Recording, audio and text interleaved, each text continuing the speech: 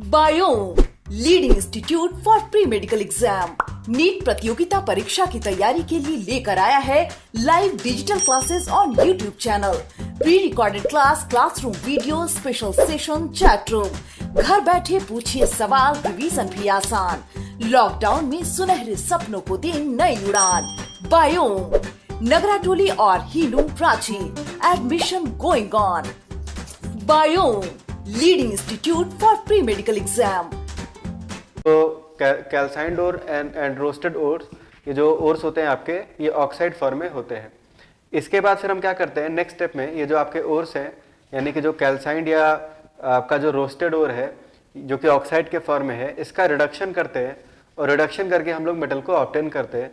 तो आज हम लोग बात करेंगे different reduction methods, reduction methods की बात करेंगे जिनसे हम लोग ऑक्साइड ओर को रिड्यूस करके उसमें से ऑक्सीजन को हटाकर मोल्टेन मेटल को या मेटल को हम लोग एक्सट्रैक्ट करते हैं।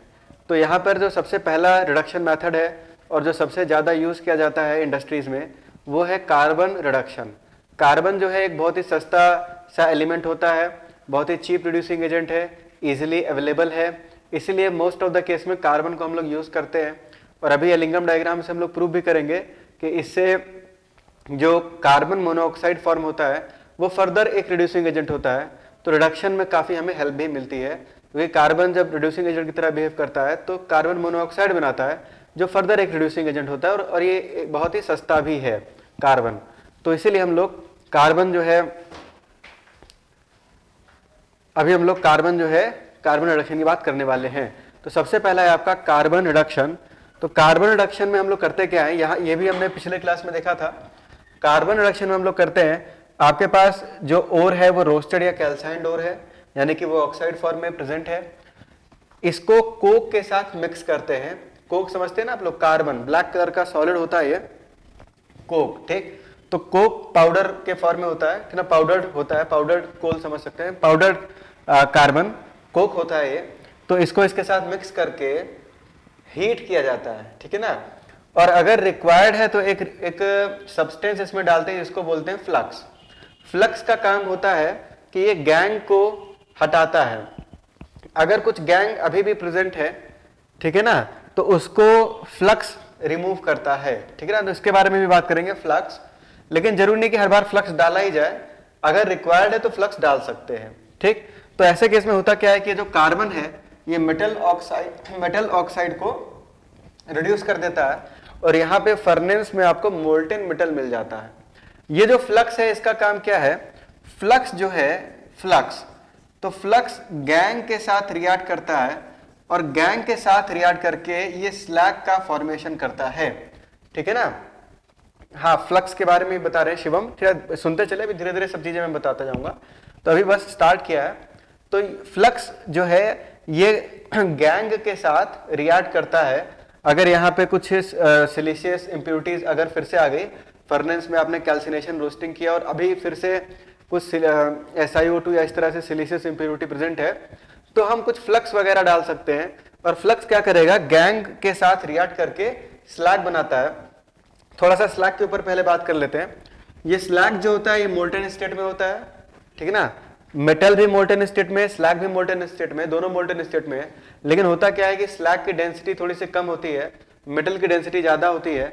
तो ये जो मेटल है आपका ये नीचे की तरफ डिपॉजिट हो जाता है और स्लैग जो है इसके ऊपर फ्लोट करता है। स्लैग जो है मेटल के ऊपर फ्लोट करता है और क्योंकि डेंसिटी में डिफरेंस है तो स्लैग ऊपर ऊपर रहता है, तो स्लैग को रिमूव कर लेते हैं।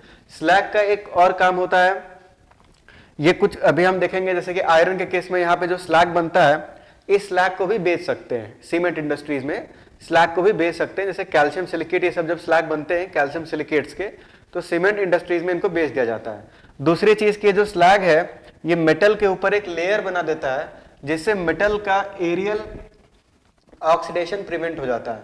मेटल का एरियल ऑक्सीडेशन नहीं हो पाता है, अदरवाइज मेटल तो बहुत हाई टेम्परेचर पे है, अगर ये डायरेक्ट एयर के कांटेक्ट में आ गया तो फिर से मेटल का ऑक्साइड बन जाएगा। तो ये स्लैग जो है इसके दो काम होते हैं स्लैग के। एक तो इनको हम सीमेंट इंडस्ट्रीज में कुछ सभी स्लैग को नहीं, लेकिन कुछ स्लैग को सीमेंट इंडस्ट्रीज में बेच सकते हैं, जैसे कैल्शियम सिलिकेट।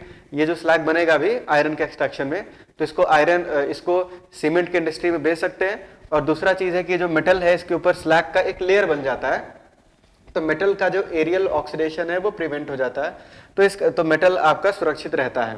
ठीक, तो यहाँ पे हमने देखा कि कार्बन रिडक्शन में करते क्या है, तो सिंपल सा है, बहुत कंफ्यूज नहीं होना इसमें। आपके पास जो कैल्साइन डोर है या जो रोस्टेड डोर है, इसको कार्बन के साथ मिक्स कर देते हैं, कार्बन के साथ मिक्स करके हीट करते हैं, तो कार्बन क्या करता है, मेटल ऑक्साइड को रिड्यूस कर देता है और आपको मोल्टेन मेटल यहाँ पे मिल जाता है। फ्लक्स का क्या काम है, तो फ्लक्स पे थोड़ा सा वापस से बात करते हैं।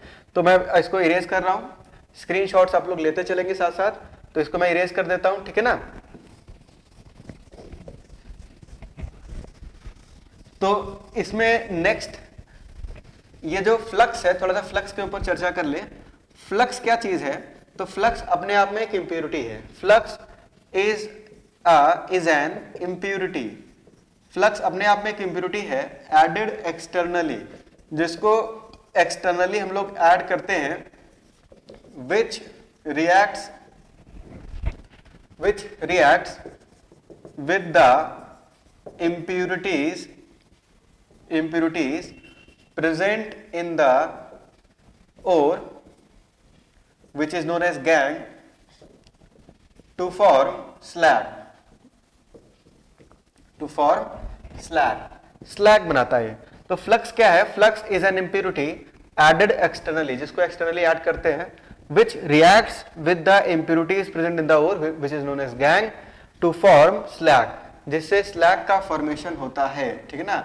तो यहाँ पे आपके पास ये जो फ्लक्स है ना, फ्लक्स, तो फ्लक्स एक ऐसा सब्सटेंस होगा, कोई कंपाउंड होगा, जिसको हम इसमें डाल देंगे, किसमें, ओर में, ओर के साथ उसको फ्लक्स को ऐड कर देंगे। ठीक, तो फ्लक्स क्या करेगा, फ्लक्स जो है ये गैंग के साथ रिएक्ट कर जाएगा। जो गैंग मतलब कि जो इंप्योरिटी ओर के साथ प्रेजेंट है, उसके साथ ये फ्लक्स रिएक्ट कर जाएगा। और फर्नेस में देखो, अब ये यहाँ हीट बार बार नहीं लिखते हैं, मेटलर्जी में हीट बार बार नहीं लिखते हैं, क्योंकि मेटलर्जी में मान के चलते हैं कि जो रिएक्शन से फर्नेस वगैरह में होती है, तो रिएक्शंस हाई टेम्परेचर पर ही होते हैं। तो यहाँ पे स्लैग का फॉर्मेशन होता है। स्लैग मैंने आपको ऑलरेडी बताया, ये मोल्टेन स्टेट में आपको मिलता है, इसकी डेंसिटी जो है वो मेटल से कम होती है, तो ये मेटल के ऊपर फ्लोट करता है, तो मेटल का एरियल ऑक्सीडेशन से भी प्रिवेंट करता है। अब मेरा एक क्वेश्चन है, अच्छा एक चीज और, अगर आपको कोई डाउट होगा, कोई चीज समझ में नहीं आ रही होगी, तो आप लोग उसको पूछ सकते हैं कि ऐसा क्यों हुआ, इस तरह से कोई क्वेश्चन अगर आपके दिमाग में आए तो पूछ सकते हैं, बिल्कुल। अब देखो, फ्लक्स और गैंग पे एक क्वेश्चन है मेरा, आप लोग बताओ कि सपोज दैट ओर के साथ ये जो गैंग है, अगर ये गैंग जो है सपोज दैट ये एसिडिक नेचर का है, ये गैंग किस नेचर का है, एसिडिक, तो फ्लक्स का नेचर कैसा होना चाहिए? क्या फ्लक्स कोई भी यूज कर सकते हैं, या फ्लक्स जो है ये गैंग के नेचर पे डिपेंड करेगा? तो देखो भाई, फ्लक्स जो है ये गैंग के नेचर पे डिपेंड करेगा। अगर गैंग का नेचर एसिडिक है तो फ्लक्स का नेचर बेसिक होना चाहिए, ठीक है ना। फ्लक्स का नेचर कैसा होना चाहिए, बेसिक, बिकॉज अगर गैंग एसिडिक है तो इसको बेसिक लेंगे तभी तो इजिली रिएक्ट करेगा ना ये। और इसी तरह से अगर गैंग का नेचर बेसिक है, गैंग का नेचर कैसा है, बेसिक, ये बेसिक है, तो इसका नेचर कैसा होना चाहिए, एसिडिक होना चाहिए। Means the choice of flux depends upon the nature of gang. फिर से मैं रिपीट कर रहा हूं statement, the choice of flux depends upon the nature of gang. इसको मैं इरेज कर देता हूं, आगे बढ़ते हैं, ठीक है ना।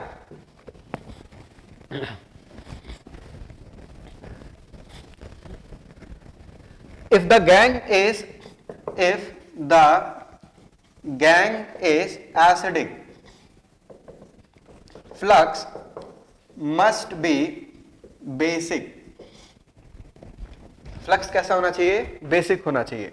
बेसिक में जैसे कि आप यहाँ पे क्या ले सकते हो, जैसे कैल्शियम ऑक्साइड ले सकते हो, आप यहाँ पे मैंगनीज ऑक्साइड ले सकते हो, आयरन ऑक्साइड ले सकते हो, ETC। तो ये सब कुछ बेसिक फ्लक्स है। इसमें सबसे कॉमन है कैल्शियम ऑक्साइड, जिसको हम लोग चूना बोलते हैं हिंदी में। तो ये बहुत सस्ता होता है, इजिली मिल जाता है, तो इसलिए कैल्शियम ऑक्साइड ज्यादा कॉमन है, सबसे ज्यादा। ठीक, जैसे फॉर एग्जाम्पल SiO2, ठीक ना, SiO2 सिलिका बोलते हैं इसको। तो SiO2 जो है ये जनरली सभी जो ओर्स हैं, तो सभी ओर्स के साथ ही पाया जाता है सिलिका। तो SiO2 ये एसिडिक है या बेसिक है? सपोज दैट ये आपका गैंग है, ठीक है ना। तो हम सबको पता है कि SiO2 इसका नेचर एसिडिक होता है। इसका नेचर कैसा होता है, एसिडिक। तो यहां जो आप फ्लक्स लेंगे, मान लो ये गैंग है, ये ओर के साथ प्रेजेंट है और मुझे फ्लक्स लेना है, तो फ्लक्स का नेचर कैसा लेना होगा, तो फ्लक्स मुझे बेसिक लेना होगा, मतलब इनमें से कोई एक ले सकते हैं। तो जैसे कि एक कैल्शियम ऑक्साइड, ये रिएक्शन आगे भी आई है हमारे सामने, तो कैल्शियम ऑक्साइड ले लेंगे, इसमें मिला देंगे, और फर्नेस में बाय डिफॉल्ट फर्नेस में टेम्परेचर तो हाई ही होता है, तो एट वेरी हाई टेम्परेचर लगभग 1000 डिग्री सेल्सियस, ये भी बता देता हूं आपको, लगभग 1000 डिग्री सेल्सियस पर ये दोनों रिएक्ट कर जाएंगे, और रिएक्ट करके यहां से अपने पास कैल्शियम सिलिकेट बना देते हैं, ये आपका स्लैग होगा, इसको क्या बोलेंगे, स्लैग, ठीक ना। और ये जो स्लैग है ये सीमेंट इंडस्ट्री में काम भी आता है। तो इसी कारण से अगर आपका गैंग एसिडिक है तो फ्लक्स कैसा होना चाहिए, बेसिक होना चाहिए। और इसका उल्टा आप क्वेश्चन, अगर गैंग का नेचर बेसिक है तो फ्लक्स का नेचर कैसा होना चाहिए, तो फ्लक्स का नेचर कैसा होना चाहिए, एसिडिक होना चाहिए। सो इसको मैं इरेज कर रहा हूं। नेक्स्ट पॉइंट है, if the gangue is basic,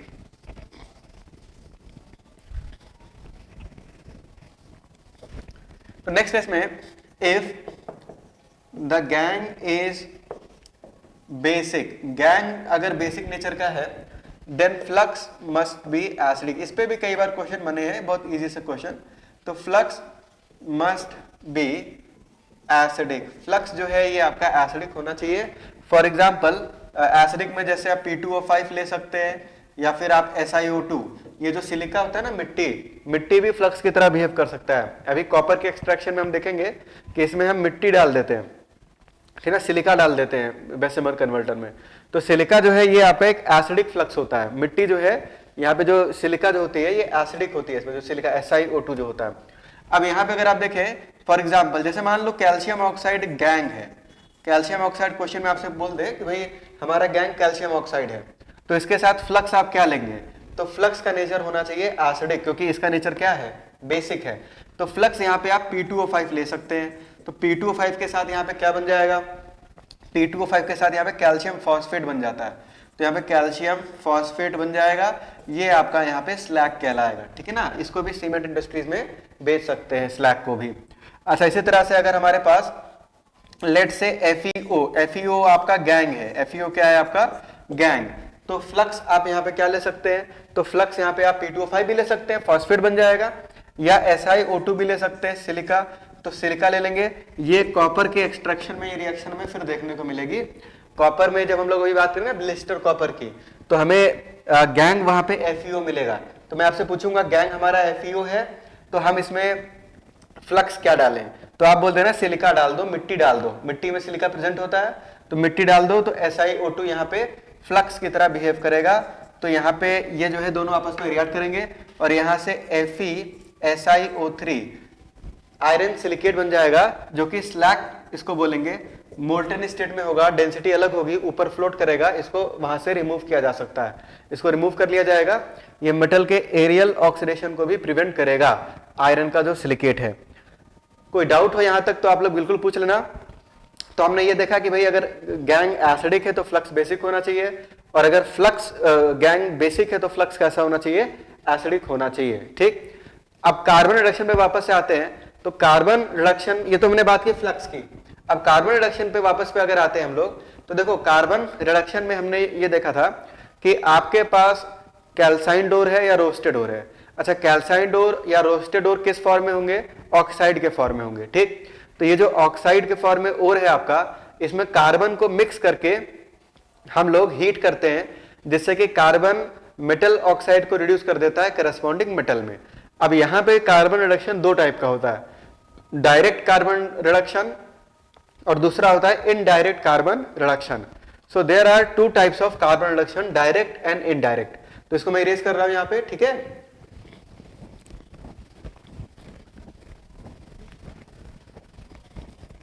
इसमें आपको बस ये सब रिएक्शंस ध्यान रखनी है, बहुत इजी सा चैप्टर है ये। तो there are two types of carbon reduction, there are two types of carbon reduction, दो तरह के कार्बन रिडक्शन होते हैं। एक होता है आपका direct carbon reduction. Direct carbon reduction किसके लिए करवाते हैं, direct carbon reduction, direct carbon reduction करवाया जाता है फॉर ऑक्साइड ओर। देखो अगर आपका ओर ऑक्साइड है, शालिनी कुमारी पूछ रही है सर SiO2 प्लस CaO क्या बताए थे। अच्छा, कैल्शियम सिलिकेट CaSiO3, इसको कैल्शियम सिलिकेट बोलते हैं, ठीक है ना, कैल्शियम सिलिकेट। ये सीमेंट इंडस्ट्रीज में इसका यूज होता है, ठीक है ना। आगे बढ़ते हैं, तो यहां पे आपको बता रहे थे ऑक्साइड ओर। तो अगर कोई ऑक्साइड ओर है तो आप लोग बताना यस या नो, ऑक्साइड ओर का आपको कैल्सिनेशन या रोस्टिंग करने की कोई जरूरत है क्या? आपको क्या लगता है भाई, अगर आपके पास ओर ऑक्साइड के फॉर्म में पहले से ही प्रेजेंट है, अगर ऑक्साइड ओर पहले से ही है तो उसका कैल्सिनेशन या रोस्टिंग करने की कोई आवश्यकता है क्या? तो उसका कैल्सिनेशन या रोस्टिंग करने की कोई जरूरत नहीं है। फालतू का टाइम पास हमें वहां नहीं करना है, हमें सीधा उसका कार्बन रिडक्शन कर देना है। तो उसको हम बोलेंगे डायरेक्ट कार्बन रिडक्शन। इसको आप क्या बोलेंगे? Direct carbon reduction. उसका तो सीधा क्या करो, कार्बन रिडक्शन करो। जैसे इसके दो मेन एग्जांपल्स हैं। पहला है हेमाटाइट Fe2O3, जिसको ब्लास्ट फर्नेस में करते हैं। अभी डिटेल में समझेंगे सब, ब्लास्ट फर्नेस का डायग्राम भी समझाएंगे आपको, ठीक है ना। तो ब्लास्ट फर्नेस में हम क्या करते हैं, Fe2O3 को लेते हैं। अभी बहुत डिटेल में इसको समझना है। इसमें कुछ नहीं करना है, कार्बन को मिक्स कर देना है और कार्बन को मिक्स करके हीट करना है। तो डायरेक्ट कार्बन रिडक्शन करना है। डायरेक्ट कार्बन रिडक्शन का मतलब यह है कि नो कैल्सिनेशन और रोस्टिंग, कोई कैल्सिनेशन रोस्टिंग नहीं करना है, सीधा कार्बन रिडक्शन करना है। तो पहले देखो क्या होता है, पहले क्या होता है कि जैसे जैसे टेम्परेचर इंक्रीज होगा, पहले ये कार्बन यहां से ऑक्सीजन को एब्स्ट्रैक्ट करेगा, यहां से आपको आयरन मेटल मिल जाएगा और पहले गैस मिलती है CO। पहले कौन सी गैस मिलती है? CO। लेकिन ये जो CO होती है, CO गैस जो होती है, ये अपने आप में एक रिड्यूसिंग एजेंट होती है। तो ये CO क्या करेगी, जो बचे हुए Fe2O3 हैं उनको ये रिड्यूस कर देगी और यहां से अगेन आपको Fe मिलेगा और साथ में गैस कौन सा मिलेगा? CO2 गैस मिल जाएगा। तो फाइनली गैस यहां से CO2 मिल जाती है, ठीक है ना। पहले कार्बन कन्वर्ट होता है कार्बन मोनोऑक्साइड में, कार्बन मोनोऑक्साइड फर्दर एक रिड्यूसिंग एजेंट होता है। तो यहां से ये फर्दर ऑक्सीजन को एब्स्ट्रैक्ट करेगा और यहां से CO2 बना देगा। अब देखो यहां पे क्वेश्चन और बनता है, थर्मोडायनेमिक्स की बात मैं नहीं कर रहा हूं, काइनेटिक्स की अगर मैं बात करूं तो काइनेटिकली ये बताओ, कार्बन और कार्बन मोनोऑक्साइड में चीफ रिड्यूसिंग एजेंट कौन सा होगा? थर्मोडायनेमिक्स से तो हम एलिंगम डायग्राम में देखेंगे कि वो टेम्परेचर पे डिपेंड करता है। 750 डिग्री सेल्सियस से कम पे CO चीफ होता है रिड्यूसिंग एजेंट, और 750 डिग्री सेल्सियस के बाद कार्बन चीफ रिड्यूसिंग एजेंट होता है बाई एलिंगम डायग्राम। लेकिन अगर मैं काइनेटिकली पूछूं, स्वर्णदीप शेट्टर जी यहाँ कुछ पूछ रही है, लेकिन पहले मैं आपसे क्वेश्चन पूछ रहा हूं कि काइनेटिकली अगर मैं पूछूं यहाँ पे कि C और CO में चीफ रिड्यूसिंग एजेंट कौन सा होगा, तो वो होगा CO, क्योंकि CO गैसियस स्टेट में है जबकि कार्बन सॉलिड स्टेट में है। तो इस कारण से जो CO है ये यहाँ ज्यादा सरफेस एरिया को एक्सपोज्ड है, तो ये ज्यादा कांटेक्ट में होगा Fe2O3 के, तो ये यहाँ पे रिएक्शन फास्ट आपको मिलेगी। एलिंगम डायग्राम पढ़ना है आपको, ठीक है। तो एलिंगम डायग्राम आज ही हम लोग स्टार्ट कर देंगे मोस्ट प्रोबेबली, तो उसको काफी डिटेल में हम लोग स्टडी करेंगे। अच्छा, एक दो क्वेश्चन यहाँ पूछे थे तो वो काफी ऊपर हो गए, शायद स्वर्णदीप ने कुछ पूछा था, एक बार फिर से आप पूछे उस चीज को, वो यहाँ विजिबल नहीं है, ठीक है ना।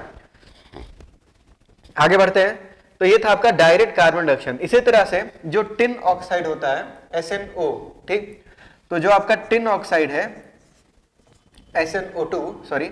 SNO2 जो है, इसका भी आप डायरेक्ट कार्बन रिडक्शन कर सकते हैं। इसको कैसेटराइड भी बोलते हैं। तो इसका डायरेक्ट कार्बन रिडक्शन कर दे तो यहाँ पे C, इसको हीट करेंगे, यहाँ भी हीट है, ठीक है ना। तो यहाँ से SN प्लस CO बनेगा और ये जो आपका SNO2, जो फर्दर SNO2 को जो दूसरे जो मॉलिक्यूल्स बच गए हैं इनको ये CO फर्दर रिड्यूस कर देगा, यहाँ से SN प्लस CO2 गैस आपको मिल जाएगा। मतलब कि याद क्या रखना है आपको याद ये रखना है कि आयरन का जो ऑक्साइड यानी हेमेटाइट और कैसेटराइट के लिए डायरेक्ट कार्बन रिडक्शन किया जाता है। स्लैग बनने से बेनिफिट्स हैं, यस बताए ना, 2 बेनिफिट। स्वर्णदीप 2 बेनिफिट आपको बताया, कौन कौन से? एक बताया कि जो स्लैग होता है ये सीमेंट इंडस्ट्रीज में काम में आता है, ठीक, तो हमारे लिए थोड़ा प्रॉफिटेबल चीज हो जाती है। और दूसरा इसका एक और यूज है कि सबसे बड़ा यूज तो यही है कि मेटल के ऊपर एक लेयर बना देता है ये, जिससे मेटल का एरियल ऑक्सीडेशन प्रिवेंट हो जाता है, मेटल ऑक्सीडाइज नहीं होता है और मेटल में इंप्योरिटीज आने के भी चांसेस कम होते हैं। तो इस कारण से स्लैग जो है ये थोड़ा इंपॉर्टेंट हो जाता है, स्लैग बनने के फायदे भी होते हैं। आगे बढ़ते हैं। तो ये था आपका डायरेक्ट कार्बन रिडक्शन। दूसरा है इनडायरेक्ट कार्बन रिडक्शन। तो इनडायरेक्ट कार्बन रिडक्शन क्या है, इसको मैं इरेज कर रहा हूं, ठीक है।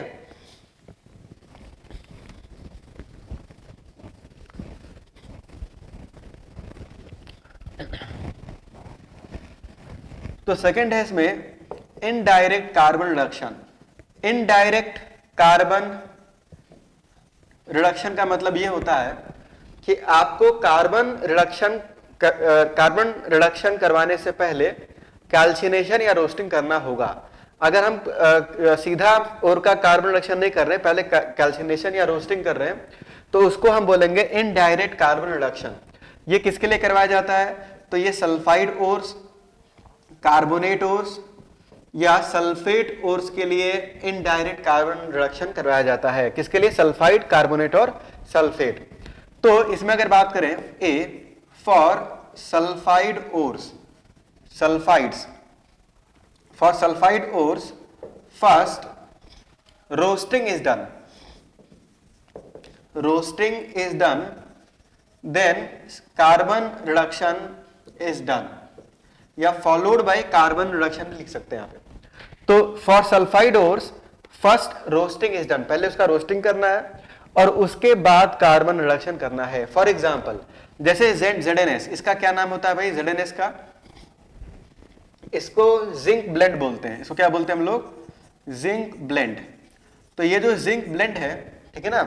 अब ये बताओ, आप लोगों से मेरा क्वेश्चन है कि ZNS यानी कि जो जिंक ब्लेंड है, इसका क्या हम डायरेक्ट कार्बन रिडक्शन करवा सकते हैं क्या, या करवाना सही होगा क्या? ठीक है भाई, स्क्रीनशॉट ले लेना आप लोग, ठीक है ना।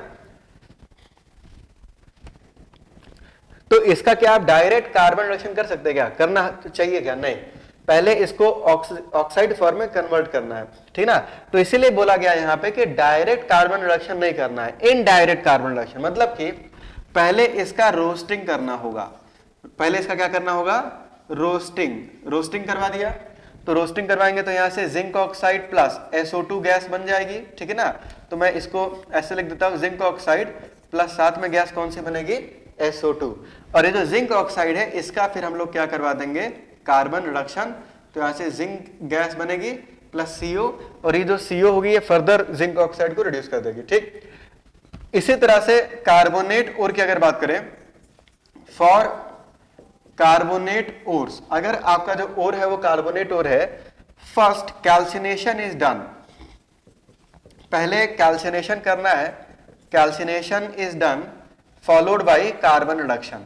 उसके बाद कार्बन रिडक्शन आपको करवाना है। जैसे फॉर एग्जांपल ZnCO3 है, ZnCO3 का नाम है कैलामाइन।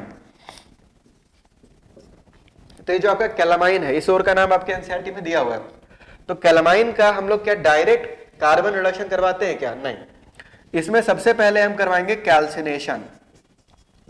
कैल्सिनेशन इसका करवा देंगे तो यहां से zinc oxide plus CO2, absence of air में हीट करेंगे तो मेटल ऑक्साइड प्लस CO2 में ये कन्वर्ट हो जाएगा। और उसके बाद फिर हम इसका क्या करेंगे? Carbon reduction. तो यहां से अपने पास जिंक प्लस गैस कौन सी बनेगी? CO, और ये CO गैस वापस से जिंक ऑक्साइड को रिड्यूस कर देगी, ठीक है। अच्छा, इसी तरह से सल्फेट। तो भाई देखो, सल्फेट ओर में जो है बहुत तरीके हैं। बात करते हैं सल्फेट ओर्स की। तो इसको मैं इरेज कर रहा हूं, ठीक है ना। देख लो भाई, मैं साइड हट गया हूं, जल्दी से स्क्रीनशॉट ले लो। आगे बढ़ते हैं। तो इसको इरेज कर रहा हूं मैं, ठीक है ना। बात करते हैं सल्फेट ओर्स की।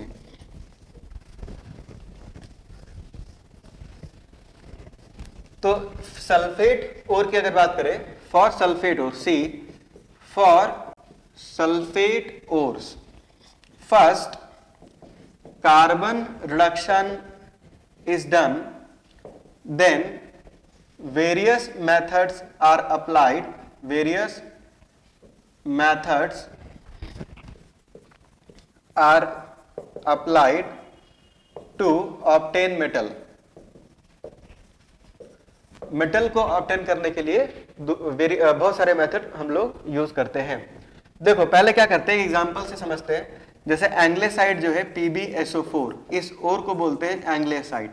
तो ये आपका जो ओर है ये एंग्लेसाइड है। तो देखो सल्फेट का पहले तो कार्बन रिडक्शन करवाया जाता है, यहाँ रोस्टिंग वोस्टिंग नहीं करते हैं। क्योंकि रोस्टिंग वोस्टिंग करने से कुछ खास होगा नहीं, ठीक ना, रोस्टिंग या कैल्सिनेशन। तो यहाँ पे सबसे पहले जैसे क्वेश्चन आपसे पूछ ले कि भाई सल्फेट ओर से आप मेटल को कैसे एक्सट्रैक्ट करेंगे, तो सल्फेट ओर से हम क्या करते हैं, पहले इसका कार्बन रिडक्शन करवा देते हैं। तो इसकी रिएक्शन कार्बन से करेंगे, तो कार्बन एक रिड्यूसिंग एजेंट है, ये सल्फेट को सल्फाइड में रिड्यूस कर देता है। तो यहां से बन जाता है PbS plus CO gas, CO2 gas, ठीक। तो PbS प्लस CO2 में ये कन्वर्ट हो जाता है, ठीक है ना। तो यहां पे जो सल्फेट था वो किस में रिड्यूस हो गया, सल्फाइड में। अच्छा, अब हम क्या करते हैं कि यहां पर कार्बन का कॉस्ट बचाने की कोशिश करते हैं। कैसे बचाने की कोशिश करते हैं, ये जो PbSO4 है इसको पूरा ही PbS में नहीं कन्वर्ट किया जाता है। PbSO4 में लगभग आधे PbSO4 को PbS में कन्वर्ट किया जाएगा और आधे को छोड़ देंगे।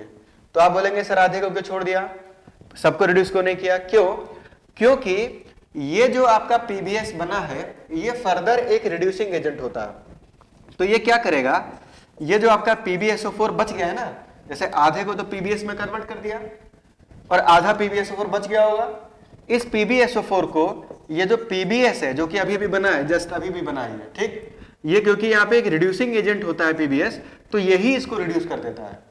तो यही इसको रिड्यूस कर देगा, तो यहां से अपने पास बन जाएगा Pb प्लस SO2। तो आप बोलेंगे कि सर इससे फायदा क्या है, पूरे को क्यों नहीं कन्वर्ट कर दिया।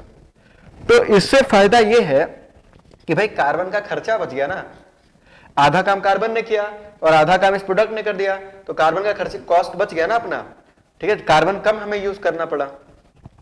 तो हम क्या करते हैं कि यहाँ पे PbSO4 जो होता है इसको लगभग हाफ अमाउंट को या कैलकुलेट करके PbS में कन्वर्ट करते हैं, सबको नहीं करते हैं। और ये जो PbS बनता है, ये जो PbS बनता है ये बचे हुए PbSO4 को किस में रिड्यूस कर देता है, Pb में, और गैस कौन सी बन जाती है, SO2, ठीक। अच्छा, अब ये भी पॉसिबल है कि कुछ PbS बच जाए, ध्यान से समझना, इसके अभी कहानी खत्म नहीं हुई है, आगे कहानी बची है। PbS कुछ एक्स्ट्रा बच जाए, अब क्या करें भाई, इसमें से भी Pb हमें निकालना था, लेट से PbS ज्यादा बच गया, तो अब क्या करें, तो अब क्या करें, ये जो PbS बच गया है इसको अलग करके इसका रोस्टिंग कर ले, क्या कर ले, इसका रोस्टिंग। तो इसका जब आप रोस्टिंग करते हैं तो यहां से Pb प्लस SO2 गैस मिल जाती है, ठीक है, sorry PbO lead oxide, PbO plus SO2 gas हमें मिल जाता है। लेकिन यहां अभी भी आप देखें तो इसमें हाफ अमाउंट को, ये जो PbS है इसके हाफ अमाउंट को PbO में कन्वर्ट किया जाता है, थोड़ा कुछ अमाउंट छोड़ दिया जाता है। क्यों, क्योंकि ये जो PbO बना हुआ है, अभी बताया ना PbS कैसा एजेंट होता है, रिड्यूसिंग एजेंट होता है। तो ये जो PbS बच गया है, ये जो PbO यहां से बन रहा है उसको रिड्यूस कर देगा, और यहां से अपने पास Pb प्लस गैस कौन सी बन जाएगी, SO2। तो यहां पे ये जो PbS है अगेन कैसे बिहेव करता है, एज रिड्यूसिंग एजेंट। फिर से मैं समझा दे रहा हूं, यहां पे जो PbS बना ना, इस PbS का हम रोस्टिंग कर देंगे तो यहां से PbO बन जाएगा। अब ये बताओ कि सब क्या पूरा उठा के पूरा रोस्टिंग कर देगा, नहीं, ये समझदारी वाली बात नहीं होगी। आधे को रोस्ट कर देंगे, आधे को छोड़ देंगे, क्यों, क्योंकि ये क्या है, ये एक रिड्यूसिंग एजेंट है, तो ये PbO को क्या करेगा, रिड्यूस कर देगा, ठीक, और यहां से Pb प्लस SO2 बन जाएगा। लेकिन अब कोई बोले कि सर एक बार बताइए कि मान लो PbO ज्यादा बन जाए तब क्या करें, तो फिर फाइनल ऑप्शन तो है आपके पास कि अगर अभी भी PbO जो है बच गया, PbO अगर बच गया अभी भी, यहां से PbO कुछ लेट से हमारे पास एक्स्ट्रा बच गया, तो उसका आप फिर कार्बन रिडक्शन करवा दो, तो यहां से Pb प्लस SO2 आपको मिल जाएगा। तो यहाँ पे आप देख रहे हैं तीन जगह पर Pb मिल रहा है, एक यहाँ पे मिल रहा है, एक यहाँ पे मिल रहा है, एक यहाँ पे मिल रहा है। तो कई सारे तरीके हैं जिससे Pb को हम ऑब्टेन कर सकते हैं, Pb मेटल को ऑब्टेन यहाँ पे किया जा सकता है। तो मैं अगेन इसको फिर से बता दे रहा हूँ, यहाँ से लेकर यहाँ तक इन रिएक्शंस को। सबसे पहले आपके पास PbSO4 था, सल्फेट और था, इसका हम क्या करते हैं, इसको सबसे पहले सल्फाइड में कन्वर्ट करते हैं। तो कार्बन रिडक्शन यहाँ पे यूज किया जाता है, कार्बन रिडक्शन यूज करेंगे तो सल्फेट किस में कन्वर्ट हो जाएगा, सल्फाइड में। लेकिन ये जो PbS होता है ना, ये एक रिड्यूसिंग एजेंट होता है, तो इसका भी यूज किया जाएगा। हम क्या करेंगे कि इसमें PbSO4 कुछ अमाउंट रहने देंगे, तो ये जो PbS बनेगा ये इसको रिड्यूस कर देगा और यहाँ पे Pb प्लस SO2 बन जाएगा, ठीक है ना, यस आयुष, ठीक है। अच्छा, इसके बाद यहाँ पे Pb बन जाएगा। अच्छा, इसके बाद आपका यहां से जो पीबीएस एक्सेस में बच जाएगा, अगर लेट से कुछ बच गया तो उसकी भी टेंशन लेने की जरूरत नहीं है, यहां पे इसका रोस्टिंग कर देंगे। पीबीएस लेट से अगर कुछ एक्सेस में बच गया तो उसका रोस्टिंग कर देंगे, रोस्टिंग कर देंगे तो पीबीओ में कन्वर्ट हो जाएगा। लेकिन क्या कंप्लीट रोस्टिंग करेंगे या पार्शियल रोस्टिंग करेंगे? क्या करेंगे? पार्शियल रोस्टिंग, मतलब कि कुछ अमाउंट छोड़ देंगे। क्यों? क्योंकि ये जो पीबीएस है ये अपने आप में क्या है? रिड्यूसिंग एजेंट है, तो ये बने हुए पीबीओ को रिड्यूस कर देगा और यहां से पीबी प्लस SO2 फॉर्म हो जाएगा। ठीक है, और अगर ये पीबीओ कुछ एक्सेस में बच भी गया तो फाइनल ऑप्शन तो है कि कार्बन ले लो और कार्बन यहां से O को हटा देगा और यहां से अच्छा ये CO होगा, पीबी प्लस CO। ठीक है, अच्छा यही पूछ रहे हैं आयुष, ये हाँ सही लिख रहे हैं आयुष आप, पीबी प्लस यहाँ CO होगा। ठीक है ना, ये मैंने SO2 लिखा ना, तो PbO प्लस C है, तो यहां से ऑक्सीजन को निकाल लेगा ये और यहां से Pb प्लस आपको CO मिल जाएगा, कार्बन मोनोऑक्साइड। ठीक, आगे बढ़ते हैं। अच्छा, ये कार्बन मोनोऑक्साइड फर्दर एक ध्यान रखना, मैं एक स्टेप आपके लिए छोड़ रहा हूं कि CO एक फर्दर एक रिड्यूसिंग एजेंट होता है। तो ये CO फर्दर क्या करेगा, अगर कुछ PbO उसको मिलेगा तो उस PbO को फर्दर ये रिड्यूस कर देगा। लिख ही देता हूं मैं कि PbO को ये जो CO है ये भी नहीं छोड़ेगा, सब मिलकर PbO को परेशान ही कर रहे हैं, यहां से इसको Pb में कन्वर्ट कर देगा। ठीक, तो इस तरह से हम लेड को यहां से एक्सट्रैक्ट करते हैं फ्रॉम सल्फेट ओर्स। ठीक, तो ये था आपका इनडायरेक्ट कार्बन रिडक्शन, जिसमें हम लोग डायरेक्ट कार्बन रिडक्शन नहीं कर रहे हैं, अलग अलग तरीके से हम मेटल को क्या कर रहे हैं? एक्सट्रैक्ट कर रहे हैं। तो ये बात की हमने कार्बन रिडक्शन की। इसके अलावा दूसरे टाइप का भी रिडक्शन होता है जिसको बोलते हैं सेल्फ रिडक्शन।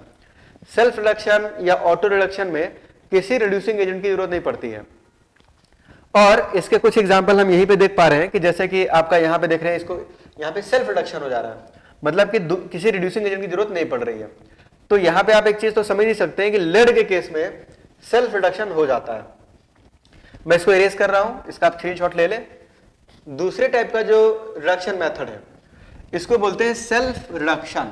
इसके ऊपर भी क्वेश्चन पूछा गया है, ये क्या चीज है फटाफट समझ लेते हैं। सेल्फ रिडक्शन, सेल्फ रिडक्शन में किसी रिड्यूसिंग एजेंट को डालने की जरूरत नहीं पड़ती है, तो इससे हमारा जो कॉस्ट है या जो खर्चा है ये बच जाता है। खर्चा कैसे बच जाता है? सेल्फ रिडक्शन से आपका कुछ खर्चा बच जाता है क्योंकि कार्बन या कोई रिड्यूसिंग एजेंट डालने की जरूरत नहीं पड़ती है। सेल्फ रिडक्शन देखो 3 और के लिए ही किया जाता है जो हमारे सिलेबस में है। एक तो ये किया जाता है फॉर Cu2s, एक ये किया जाता है फॉर PbS और HgS। तो सबसे पहले ये ध्यान दे कि ये किन और के लिए सेल्फ रिडक्शन यूज करना है, तो एक तो Cu2s, PbS और HgS, इन 3 और के लिए सेल्फ रिडक्शन मेथड यूज किया जाता है। अब मैं एक एग्जांपल दे रहा हूं PbS, सिमिलर एग्जांपल इन दोनों का भी है। तो जैसे होता क्या है इसमें कि इसमें सबसे पहले रोस्टिंग कर दिया जाता है, तो इसमें रोस्टिंग करेंगे तो यहां से ये PbO प्लस SO2 में कन्वर्ट हो जाएगा। ठीक है, ये जो PbS है ये किसमें कन्वर्ट हो जाएगा? PbO plus SO2। लेकिन अच्छी बात ये है कि ये जो PbS है ये एक रिड्यूसिंग एजेंट है, तो क्या कंप्लीट रोस्टिंग कर देंगे? क्या ये पार्शियल करेंगे? कंप्लीट या पार्शियल? तो यहां कंप्लीट रोस्टिंग नहीं की जाएगी, यहां पे पार्शियल रोस्टिंग की जाएगी। पार्शियल रोस्टिंग का मतलब कि कुछ PbS को छोड़ दिया जाएगा। अब वो कैलकुलेट कर सकते हैं मोल कॉन्सेप्ट के हेल्प से, कितना छोड़ दें तो ये रिएक्शन हो जाए। ठीक है ना, तो कुछ PbS को हम छोड़ देंगे क्योंकि ये जो PbS जो बच जाएगा वो ये PbO को क्या करेगा? रिड्यूस कर देगा। यहां पे PbS जो है ये रिड्यूसिंग एजेंट है, तो यहां पे इसको रिड्यूस कर देगा, तो यहां से Pb प्लस गैस कौन सी बन जाएगी? SO2। तो ये बताओ, आप लोग बताना यस या नो कि यहां पे कोई एक्सटर्नल रिड्यूसिंग एजेंट डालना पड़ा क्या हमको? कोई भी एक्सटर्नल रिड्यूसिंग एजेंट मिक्स करके डालना पड़ा क्या? नहीं डालना पड़ा, तो हमारा कुछ कॉस्ट बच गया। ठीक है ना, तो इसको बोलते हैं सेल्फ रिडक्शन। सेल्फ रिडक्शन का मतलब होता है कि और जो है ये खुद ही रिड्यूसिंग एजेंट का काम कर रहा है। यहां पे रिड्यूसिंग एजेंट का काम कौन कर रहा है? और ही कर रहा है, ये रोस्टेड और को ही रिड्यूस कर रहा है। यही काम Cu2s और HgS भी करता है। अच्छा, इसके साथ में पैरेलल रिएक्शन भी होती है, लेकिन वो भी टेंशन लेने की जरूरत नहीं है। पैरेलल रिएक्शन होती है कि अगर टेम्परेचर 500 डिग्री सेल्सियस से कम है, ठीक है ना, नहीं SO2 रिड्यूस नहीं करता है पीयूष कुमार, SO2 यहां पे इस टेम्परेचर पे रिड्यूस नहीं करता है इन मेटल ऑक्साइड्स को। ठीक है ना, SO2 अपना बाहर निकल जाता है। ठीक, SO2 ऐसा नहीं कि रिड्यूसिंग एजेंट नहीं है, SO2 रिड्यूसिंग एजेंट है, बहुत सारी चीजों को रिड्यूस करता भी है, पर इन ऑक्साइड्स को ये रिड्यूस नहीं करता है। आगे बढ़ते हैं। पैरेलल रिएक्शन क्या होती है? अगर टेम्परेचर यहाँ पे 500 डिग्री सेल्सियस से कम है तो PbS का अगर आप रोस्टिंग करेंगे तो यहां से PbSO4 बन जाएगा। क्या बन जाएगा? PbSO4। लेकिन इसको भी टेंशन लेने की जरूरत नहीं है आपको। आप क्या करना कि PbS का पार्शियल रोस्टिंग ही करना, क्योंकि जो PbS बच जाएगा वो रिड्यूसिंग एजेंट होता है, वो PbSO4 को रिड्यूस कर देता है और यहां से Pb प्लस SO2 बन जाता है। तो अगर साइड रिएक्शन ये सब जो होती है ये भी अगर हो रही होगी तो इसकी भी आपको टेंशन लेने की जरूरत नहीं है, क्योंकि आपका और खुद ही क्या है, एक रिड्यूसिंग एजेंट है। तो सल्फेट्स को भी ये रिड्यूस कर देता है करस्पॉन्डिंग मेटल में। तो अगर ऑक्साइड बन गया तो उसको भी रिड्यूस कर देगा, सल्फेट बन गया तो उसको भी रिड्यूस कर देगा। ठीक है ना? आपको पिछले क्लास में बताया था कि जब रोस्टिंग करवाते हैं तो सल्फाइड ओर का जब रोस्टिंग करवाते हैं तो टेम्परेचर अगर 500 डिग्री सेल्सियस से ज्यादा है तब तो ऑक्साइड बनता है, लेकिन अगर 500 डिग्री सेल्सियस से कम है तो सल्फेट बनता है। अब देखो, जैसे आप फर्नेस में करवा रहे हो, फर्नेस में अगर आप ये सब चीजें करवा रहे हो रोस्टिंग, तो भाई फर्नेस में अलग अलग जगह पर टेम्परेचर अलग अलग होता है। तो हो सकता है कि कहीं पर टेम्परेचर 500 डिग्री सेल्सियस से ज्यादा हो और कहीं पर टेम्परेचर 500 डिग्री सेल्सियस से कम हो फर्नेस के अंदर। तो जहां पर 500 डिग्री सेल्सियस से ज्यादा टेम्परेचर है वहां तो ऑक्साइड बन जाएगा, और जहां पे 500 डिग्री सेल्सियस से कम टेम्परेचर है वहां पे सल्फेट बन जाएगा। लेकिन दोनों ही केस में आपको टेंशन नहीं लेनी है। क्यों? क्योंकि ये जो ओर है ये खुद ही एक रिड्यूसिंग एजेंट है। तो ऑक्साइड जो बनेगा उसको भी रिड्यूस कर देगा और सल्फेट जो बनेगा उसको भी रिड्यूस कर देगा। ठीक है ना? तो इसको बोलते हैं सेल्फ रिडक्शन या ऑटो रिडक्शन, जिसमें ओर खुद ही एक रिड्यूसिंग एजेंट की तरह बिहेव करता है। आगे बढ़ते हैं। कोई डाउट हो तो आप पूछ सकते हैं, अदरवाइज आगे बढ़ रहे हैं। तो ये था आपका सेल्फ रिडक्शन। तो दो रिडक्शन मेथड आपने पढ़े। पहला है कार्बन रिडक्शन। अच्छा, कार्बन रिडक्शन में रिड्यूसिंग एजेंट की तरह किसको डाला जा रहा है? कार्बन को। सेल्फ रिडक्शन दूसरा हमने पढ़ा। तीसरा जो है इसका नाम है थर्माइट रिएक्शंस, या फिर इसको गोल्ड स्मिथ थर्माइट रिएक्शंस भी बोलते हैं, रिडक्शन। ठीक, तो थर्ड जो है आपका ये है गोल्ड स्मिथ थर्माइट रिडक्शन। इसको मैं इरेज कर रहा हूं।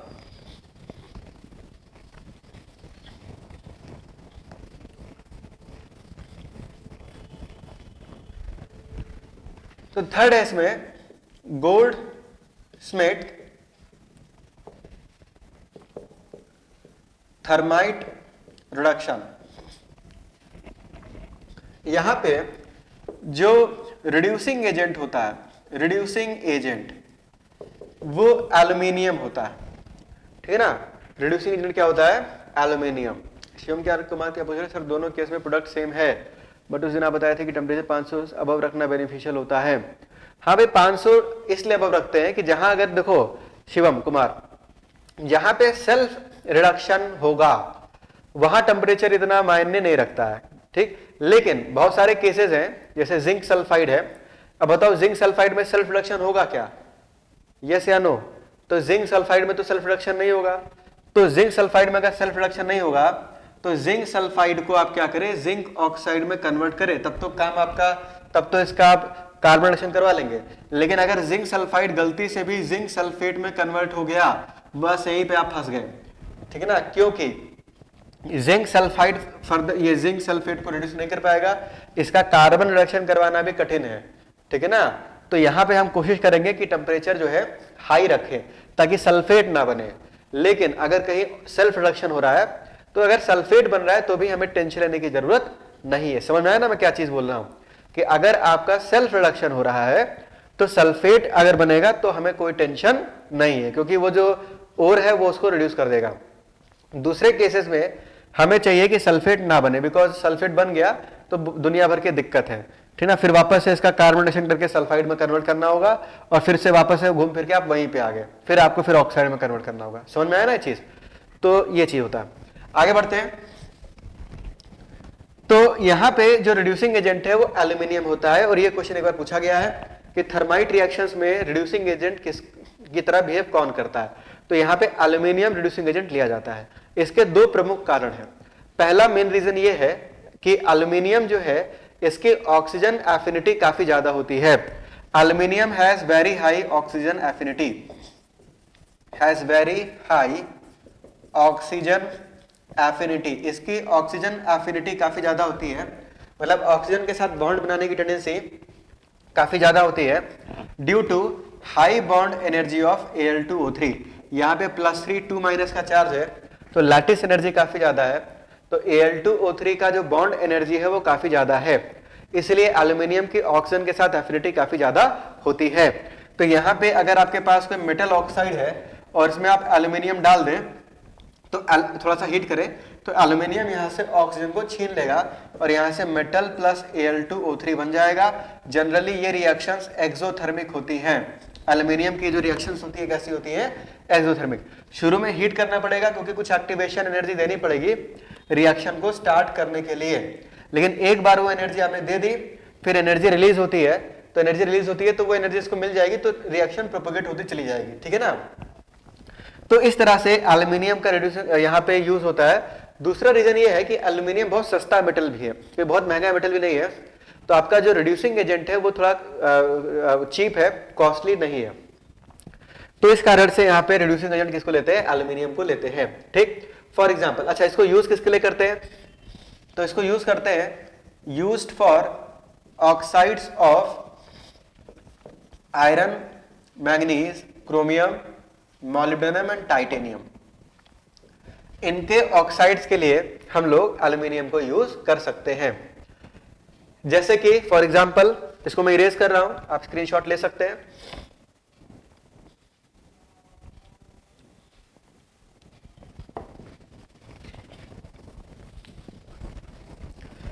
जैसे कि आपके पास मैग्नीज का ऑक्साइड है Mn3O4, इसमें क्या करते हैं, इस ओर में एल्यूमिनियम को मिक्स कर देते हैं।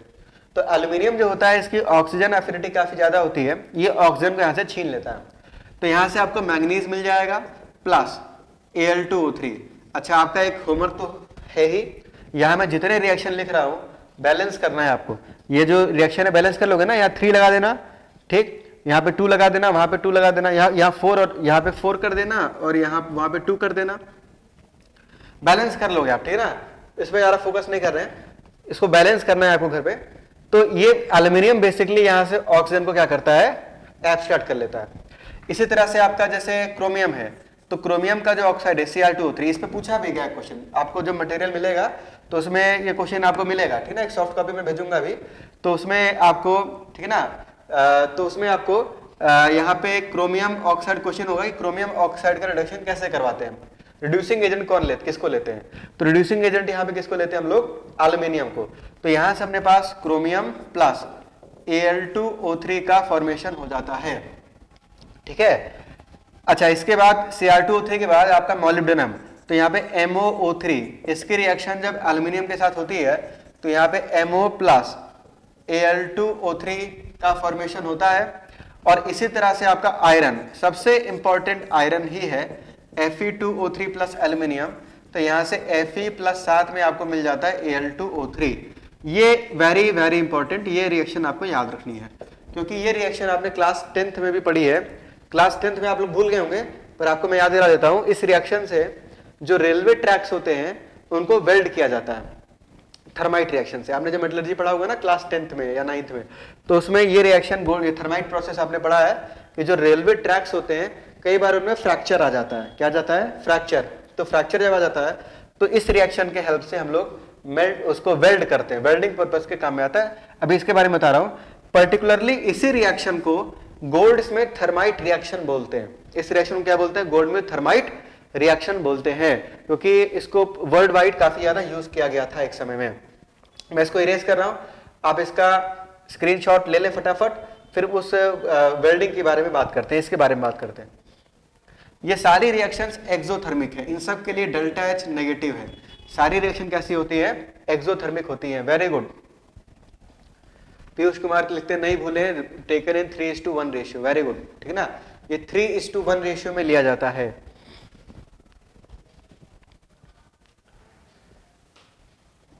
इसको मैं इरेज कर रहा हूं। इसका मतलब 10th में आपने बहुत अच्छे से मेहनत की है, इसी तरह से 11th 12th में भी मेहनत करना है भाई, ठीक है ना। तो आगे बढ़ते हैं। गोल्ड्समिथ थर्माइट रिएक्शन में क्या करते हैं कि यहां पे मैं एक रफ डायग्राम बना रहा हूं। यहाँ पे इस तरह से एक चेंबर होता है, ठीक है ना, और ये आपका जो है यहाँ पे ये जो है एक्सप्लोजिव, एक एक्सप्लोजिव लिया जाता है, ठीक है ना, एक्सप्लोजिव होता है जो कि रिएक्शन को स्टार्ट करने में हेल्प करता है। यहाँ पे मैग्नीशियम रिबन इस तरह से होता है, Mg रिबन। तो जैसे आपने बॉम्ब देखा होगा ना, बॉम्ब, अब तो दिवाली आ ही रही है तो पटाखे उटाखे तो देखते ही हैं आप, तो पटाखे में क्या होता है, एक मैग्नीशियम एक रिबन होती है जिसमें आग लगाई जाती है, यहाँ पे इस तरह से आग लगा देते हैं, ठीक, तो इस तरह से आग लगा देंगे, ये यहाँ पे आएगा, इस एक्सप्लोजिव को एक्सप्लोड करेगा, ठीक। तो यहाँ पे थर्माइट मिक्सचर होता है, यहाँ पे क्या होता है आपका थर्माइट मिक्सचर, जो कि Fe2O3 प्लस एल्यूमिनियम 3:1 रेशियो में इसको लेते हैं, तो यहां रिएक्शन शुरू हो जाती है। तो Fe2O3 प्लस Al की जब रिएक्शन होती है तो यहां से Fe प्लस Al2O3 का फॉर्मेशन होता है, ठीक। अब ये बताओ जल्दी से कि रिएक्शन एंडो है कि एक्सो है, तो रिएक्शन एक्सोथर्मिक है। तो रिएक्शन क्योंकि एक्सोथर्मिक है तो हीट यहां से रिलीज होती है, और इतनी हीट रिलीज होती है कि आयरन जो है ये लिक्विड स्टेट में मिलता है। आयरन के स्टेट में मिलता है लिक्विड, मोल्टन आयरन यहां से मिलता है, जो कि ड्रॉप बाय ड्रॉप यहां से गिरने लगता है। तो होता क्या है कि जो रेलवे ट्रैक्स होते हैं ना, रेलवे ट्रैक्स देखा ही होगा आप लोगों ने, तो जो रेलवे ट्रैक्स होते हैं कई बार उनमें फ्रैक्चर आ जाता है, क्रैक आ जाता है, फ्रैक्चर आ जाता है। तो हम क्या करते हैं, जो डिटेक्ट करते हैं कि भाई वो फ्रैक्चर कहां पर है, और उसके बाद फिर यहाँ पे ये इक्विपमेंट ले जाके फिर वहां पे उसको वेल्ड करते हैं। तो आयरन यहाँ पे भर देते हैं, आयरन इस तरह से यहाँ पे भर दिया जाता है, इस, ठीक है ना, और ये धीरे ये फिर वहां पे सॉलिडिफाई हो जाता है। तो यहाँ से इसको बोलते हैं, इस तरह से इसकी यहाँ पे वेल्डिंग कर दी जाती है, इन दोनों को जोड़ जाता है, या क्रैक्स को फिल कर दिया जाता है, जो फ्रैक्चर है उसको फिल कर देते हैं। तो ये आपका थर्माइट रिएक्शन होता है, ये क्लास 10th की एनसीईआरटी में है, हो सकता है किसी कॉम्पिटिशन में पूछ भी ले आपसे, ठीक है ना। आगे बढ़ते हैं। तो 3 आपने रिडक्शन मेथड पढ़ लिए, कौन कौन से, पहला कौन सा था, कार्बन रिडक्शन, जो कि सबसे ज्यादा यूज करते हैं हम लोग। इसके बाद दूसरा था आपका कौन सा, सेल्फ रिडक्शन। तीसरा कौन सा था आपका, तो तीसरा है आपका थर्माइट रिडक्शन, जिसमें एल्यूमिनियम यूज करते हैं एज अ रिड्यूसिंग एजेंट। अच्छा, MnO2 के साथ हम लोग एल्यूमिनियम को यूज नहीं करते हैं, क्योंकि इसके साथ रिएक्शन कुछ ज्यादा ही एक्सप्लोजिव हो जाती है, विस्फोट हो जाता है, तो उसको हम प्रैक्टिकली यूज नहीं कर पाते उन रिएक्शंस को, ठीक। तो MnO2 के साथ प्रैक्टिकली एल्यूमिनियम को यूज नहीं किया जाता है। अच्छा, आगे बढ़ते हैं, फोर्थ पे आते हैं। फोर्थ है आपका हाइड्रोमेटलर्जी, या इसको मेटल रिप्लेसमेंट मेथड भी बोलते हैं। तो फोर्थ जो रिडक्शन मेथड है इसका नाम है हाइड्रोमेटलर्जी। तो इसको मैं इरेज कर रहा हूं। अच्छा, हाँ, ये आयरन लिक्विड है L, ठीक है ना, आयरन लिक्विड फॉर्म में है, क्योंकि हीट रिलीज हो रही है ना, महिरा खान, यहां पे हीट रिलीज हो रही है। तो अगर हीट रिलीज हो रही है तो हीट इतनी रिलीज हो जाती है कि आयरन मेल्ट स्टेट या मोल्टेन स्टेट में आपको मिलता है। अच्छा, आगे बढ़ते हैं। तो 3 रिडक्शन मेथड आपने पढ़ लिए। चौथा है आपका हाइड्रोमेटलर्जी। कार्बन रिडक्शन को पायरोमेटलर्जी भी बोलते हैं, ठीक है ना। पायरोमेटलर्जी मतलब जहां हीट दे रहे हैं हम लोग, या जो फर्नेस में करवा रहे हैं। इसको मैं इरेज कर रहा हूं।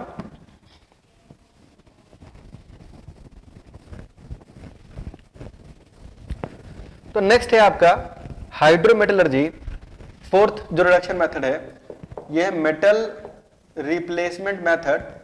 तो मेटल रिप्लेसमेंट मेथड, इसको हाइड्रोमेटलर्जी भी बोलते हैं, हाइड्रोमेटलर्जी, ठीक। तो मेटल रिप्लेसमेंट मेथड क्या है कि इसमें एक मेटल को दूसरे मेटल से रिप्लेस किया जाता है। और आपको पता है कि मेटल अबव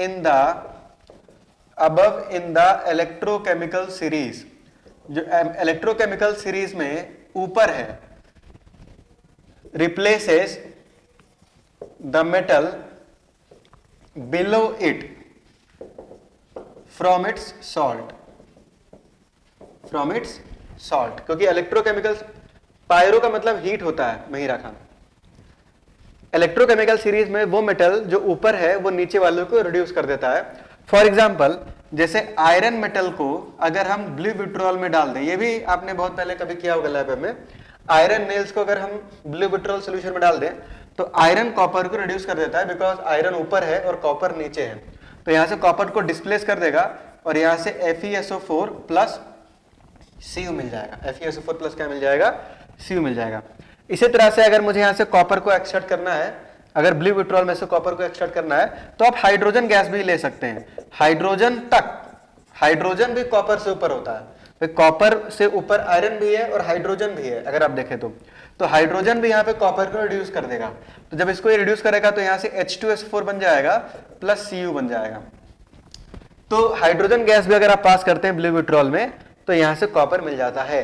तो ये जो मेटल रिप्लेसमेंट मेथड होता है, इसमें हम क्या करते हैं, कोई सॉल्ट होगा तो उसमें से जो ऊपर वाला मेटल होगा वो नीचे वाले को सॉल्ट में से क्या करेगा, डिस्प्लेस कर देगा। ठीक, इसका दो जो कॉमन एग्जांपल है ये आपने पढ़ा है लीचिंग में। और अगेन इसको मैं वही रिएक्शन लिख रहा हूं, आप लोग को बताना भी कॉम्प्लेक्स कौन सा बन रहा है, तो इसको मैं इरेज कर रहा हूं, स्क्रीनशॉट जल्दी से ले लें आप लोग। तो यहां पे जैसे कि एक रिएक्शन हमने पढ़ा था कि अगर मुझे सिल्वर को इस सॉल्यूशन में से निकालना है, इसमें से सिल्वर को निकालना है, सिल्वर को निकालना है, ठीक है ना, याद करो लीचिंग में से बताया था एक्सट्रैक्शन में, और यहां से गोल्ड को निकालना है, AuCN का होल ट्वाइस। ये दोनों सॉल्युबल होते हैं, पानी में सॉल्युबल है, जैसे ब्लू विट्रोल पानी में सॉल्युबल था ना, तो ऐसे ये भी सॉल्युबल है। इसमें से अगर मुझे सिल्वर एंड गोल्ड को रेस्पेक्टिवली निकालना है, तो कौन सा मेटल डालना होगा सोल्यूशन में, कौन सा मेटल इसमें डालते थे, याद करो।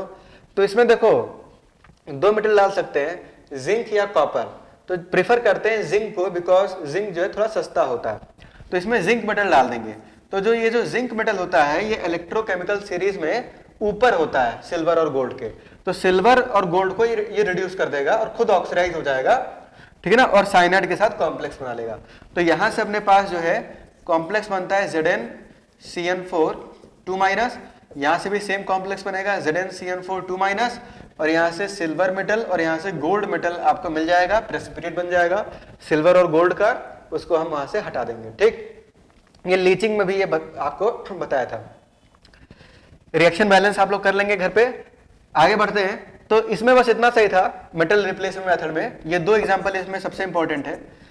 आगे बढ़ते हैं, फिफ्थ जो आपका मेथड है इसका नाम है इलेक्ट्रोलिटिक मेथड। ठीक, ये भी आपके सिलेबस में है। तो फिफ्थ जो मेथड है रिडक्शन टेक्निक जो है वो है इलेक्ट्रोलिटिक मेथड। तो इसको मैं इरेज कर रहा हूं।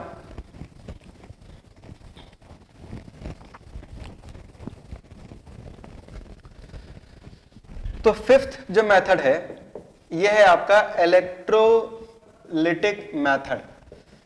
इलेक्ट्रोलिटिक मेथड किसके लिए यूज करते हैं, तो देखो आपके जो ग्रुप ऑक्साइड्स है, oxides of group 1, group 2 and aluminium, इनके लिए इलेक्ट्रोलिटिक मेथड आपको यूज करना है। जैसा कि मैंने आपको पहले भी बताया, आप लोग बताना मुझे यस या नो। Al2O3 जो है एल्यूमिनियम ऑक्साइड, Al2O3 बॉक्साइड और जो होता है, Al2O3 में बॉन्ड एनर्जी बहुत हाई होती है, तो वहां पे कार्बन रिडक्शन करवाना कोई फायदे का काम है क्या? कार्बन रिडक्शन क्या नॉर्मल टेम्परेचर्स पे अचीव किया जा सकता है क्या, या कार्बन रिडक्शन जो है प्रैक्टिकली करवाना सही होगा क्या Al2O3 के लिए? भाई कार्बन को उसमें से ऑक्सीजन को एब्स्ट्रैक्ट करना है, ठीक है ना, तो Al2O3 से ऑक्सीजन को निकालना कार्बन के लिए कोई आसान काम होगा क्या, या नॉर्मल टेम्परेचर्स पे ये अचीव हो पाएगा क्या? मतलब 2000 डिग्री सेल्सियस तक तो फिर भी सोच सकते हैं, 1500 डिग्री सेल्सियस। होता क्या है कि अगर हमें फर्नेस में 2000 डिग्री सेल्सियस या उससे ज्यादा देना पड़ेगा तो हमारा खर्चा बहुत बढ़ जाता है, और यहाँ पे टेम्परेचर काफी ज्यादा आपको देना पड़ जाएगा। Al2O3 केस में नो, ठीक है ना, सही आप लोग रिप्लाई दे रहे हैं नो। तो कार्बन रिडक्शन करना यहाँ पे बेनिफिशियल नहीं होगा। ठीक, तो ग्रुप 1 के ऑक्साइड से या ग्रुप 2 के ऑक्साइड से या एल्यूमिनियम के ऑक्साइड से, तो यहां पे हम लोग प्रिफर करते हैं इलेक्ट्रोलिटिक मेथड। कार्बन रिडक्शन भी करवा सकते हैं, लेकिन उस केस में टेम्परेचर काफी ज्यादा रिक्वायर्ड होगा और हमारे लिए इकोनॉमिकली उतना बेनिफिशियल वो नहीं होगा। तो इस केस में हम लोग इलेक्ट्रोलिटिक मेथड ही प्रिफर करेंगे, खर्चा कम होगा, सिंपल सा। तो यहां पे देखो कार्बन रिडक्शन क्यों नहीं करवाना है, carbon reduction is not used because of the following reason. ठीक, क्यों नहीं करवाना है, बिकॉज पहला रीजन तो ये है कि temperature required is very high. Temperature जो है बहुत ज्यादा रिक्वायर्ड होगा, तो आपको ये कोई फायदे का सौदा नहीं है आपके लिए। ठीक, दूसरा जो लॉजिक है, रीजन है, वो ये है कि ये बताओ कि जो ग्रुप 1 मेटल्स होते हैं या ग्रुप 2 मेटल होते हैं या एल्यूमिनियम, ये लेस रिएक्टिव मेटल्स हैं या हाई रिएक्टिव मेटल्स हैं? तो जैसा कि आप सबको पता है कि सोडियम है, पोटेशियम है, रुबिडियम है, सीसियम है, ये सब जो मेटल्स हैं ये हाईली रिएक्टिव मेटल्स हैं। ठीक, ये तो एयर में ही रख दो तो रिएक्ट करने लग जाते हैं, और यहाँ पे तो आप उनको हीट कर रहे हैं हाई टेम्परेचर पर, और हाई टेम्परेचर पे हीट करके आप मेटल को क्या कर रहे हैं, उसमें से एक्सट्रैक्ट कर रहे हैं, कार्बन डाइऑक्साइड से उसको निकाल रहे हैं। तो मेटल जाहिर सी बात है मोल्टेन स्टेट में होगा और बहुत हाई टेम्परेचर पे होगा और बहुत ज्यादा रिएक्टिव होगा। सो inert atmosphere will be required, inert atmosphere is required, क्योंकि अगर ये खुले हवा में है या जरा से भी अगर गलती हुई आपसे, थोड़ा सा हवा एंटर कर गया तो वो एयर के साथ ही रिएक्ट कर जाएगा और वापस से सोडियम ऑक्साइड बन जाएगा या कैल्शियम ऑक्साइड बन जाएगा। ठीक है ना, तो उसका हमें अलग से केयरफुली करवाना पड़ेगा कि भाई सब कुछ इनर्ट एटमॉस्फेयर में होना चाहिए, तो अलग से कॉस्ट लगेगा इन सब चीजों को सेटअप करने में। ठीक, अच्छा, इसके बाद थर्ड रीजन ये है कि अगर हम ये दोनों करवा भी देते हैं, इनर्ट एटमॉस्फेयर भी प्रोवाइड करवा देते हैं और टेम्परेचर भी हम लोग क्या करते हैं, काफी ज्यादा कर देते हैं, तो ऐसे केस में क्या होता है, एट सच टेम्परेचर्स, इतने हाई टेम्परेचर्स पर जब मेटल को अगर हम एक्सट्रैक्ट भी कर ले, तो at such temperatures carbides are formed. Carbon reduction अगर आप करवाएंगे तो मेटल कार्बाइड्स बन जाएंगे, इंटरस्टिशियल कार्बाइड्स यहां पे बन जाते हैं, जिससे कि मेटल की प्रॉपर्टी चेंज हो जाती है। ठीक है ना, तो इस कारण से हम लोग कार्बन रिडक्शन यहां पे प्रीफर नहीं करते हैं। तो क्या प्रीफर करते हैं, यहां पे इलेक्ट्रोलिटिक मेथड यूज करते हैं। ठीक है ना, और इलेक्ट्रोलिटिक मेथड कैसे यूज करेंगे, तो इलेक्ट्रोलिटिक मेथड यूज करते हैं, metal is extracted bye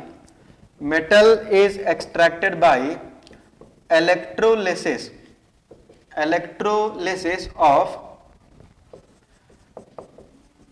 molten halides, oxides और हाइड्रोक्साइड्स। मेटल को एक्सट्रैक्ट करेंगे by the electrolysis of molten halide, oxide या हाइड्रोक्साइड। ठीक, अब कैसे, देखो जैसे एक दो एग्जांपल बात करते हैं। वैसे तो ये एग्जांपल मैंने आपको एस ब्लॉक में ऑलरेडी पढ़ा रखा है, लेकिन फिर भी एक बार मैं इसको दोबारा देख लेते हैं। जैसे कि फॉर एग्जांपल, इसको मैं इरेज कर रहा हूं। ठीक है, तो फॉर एग्जांपल जैसे कि अगर बात करें, जैसे सोडियम मेटल, डाउन प्रोसेस आपको बताया था, सोडियम मेटल जैसे मुझे एक्सट्रैक्ट करना है, तो सोडियम मेटल को अगर मुझे एक्सट्रैक्ट करना है तो एक तो इसका हो गया डाउन प्रोसेस। डाउन प्रोसेस में क्या करते हैं, मोल्टेन NaCl लेते हैं, यहां पे मोल्टेन NaCl लिया जाता है। ठीक है ना, और मोल्टेन NaCl का इलेक्ट्रोलिसिस कर देते हैं, तो कैथोड पे आपका होता है रिडक्शन, तो Na प्लस रिड्यूस हो जाएगा और Na प्लस Na इलेक्ट्रॉन लेके, तो Na प्लस जो है ये इलेक्ट्रॉन लेके यहां से Na बना देगा, और एनोड पे यहाँ पे क्या होगा, एनोड पे जो Cl माइनस है ये Cl2 में ऑक्सीडाइज हो जाएगा, Cl2 में किसमें, Cl2 में ऑक्सीडाइज हो जाएगा, तो यहां से सोडियम मिल जाएगा। अब मेरा अगेन एक क्वेश्चन आप लोग से, अगर समझ में आया तो जरूर बताना कि ये बताओ एक्वस NaCl क्यों नहीं लिया। भाई मोल्टेन NaCl में तो दिक्कत है ना, आपको NaCl को मेल्ट करना पड़ेगा, तो अगेन हीट करना पड़ेगा, फ्यूल का कॉस्ट लगेगा, तो एक्वस NaCl ले लेते हैं। एक्वस NaCl क्यों नहीं लिया, नहीं मिल पाता है। ठीक है ना, और बहुत इनर्ट रखने की कोशिश की जाती है, और इसी कारण से, क्योंकि इतना इनर्ट हम नहीं रख सकते, इसी कारण से हम लोग कार्बन रिडक्शन नहीं करवाते हैं।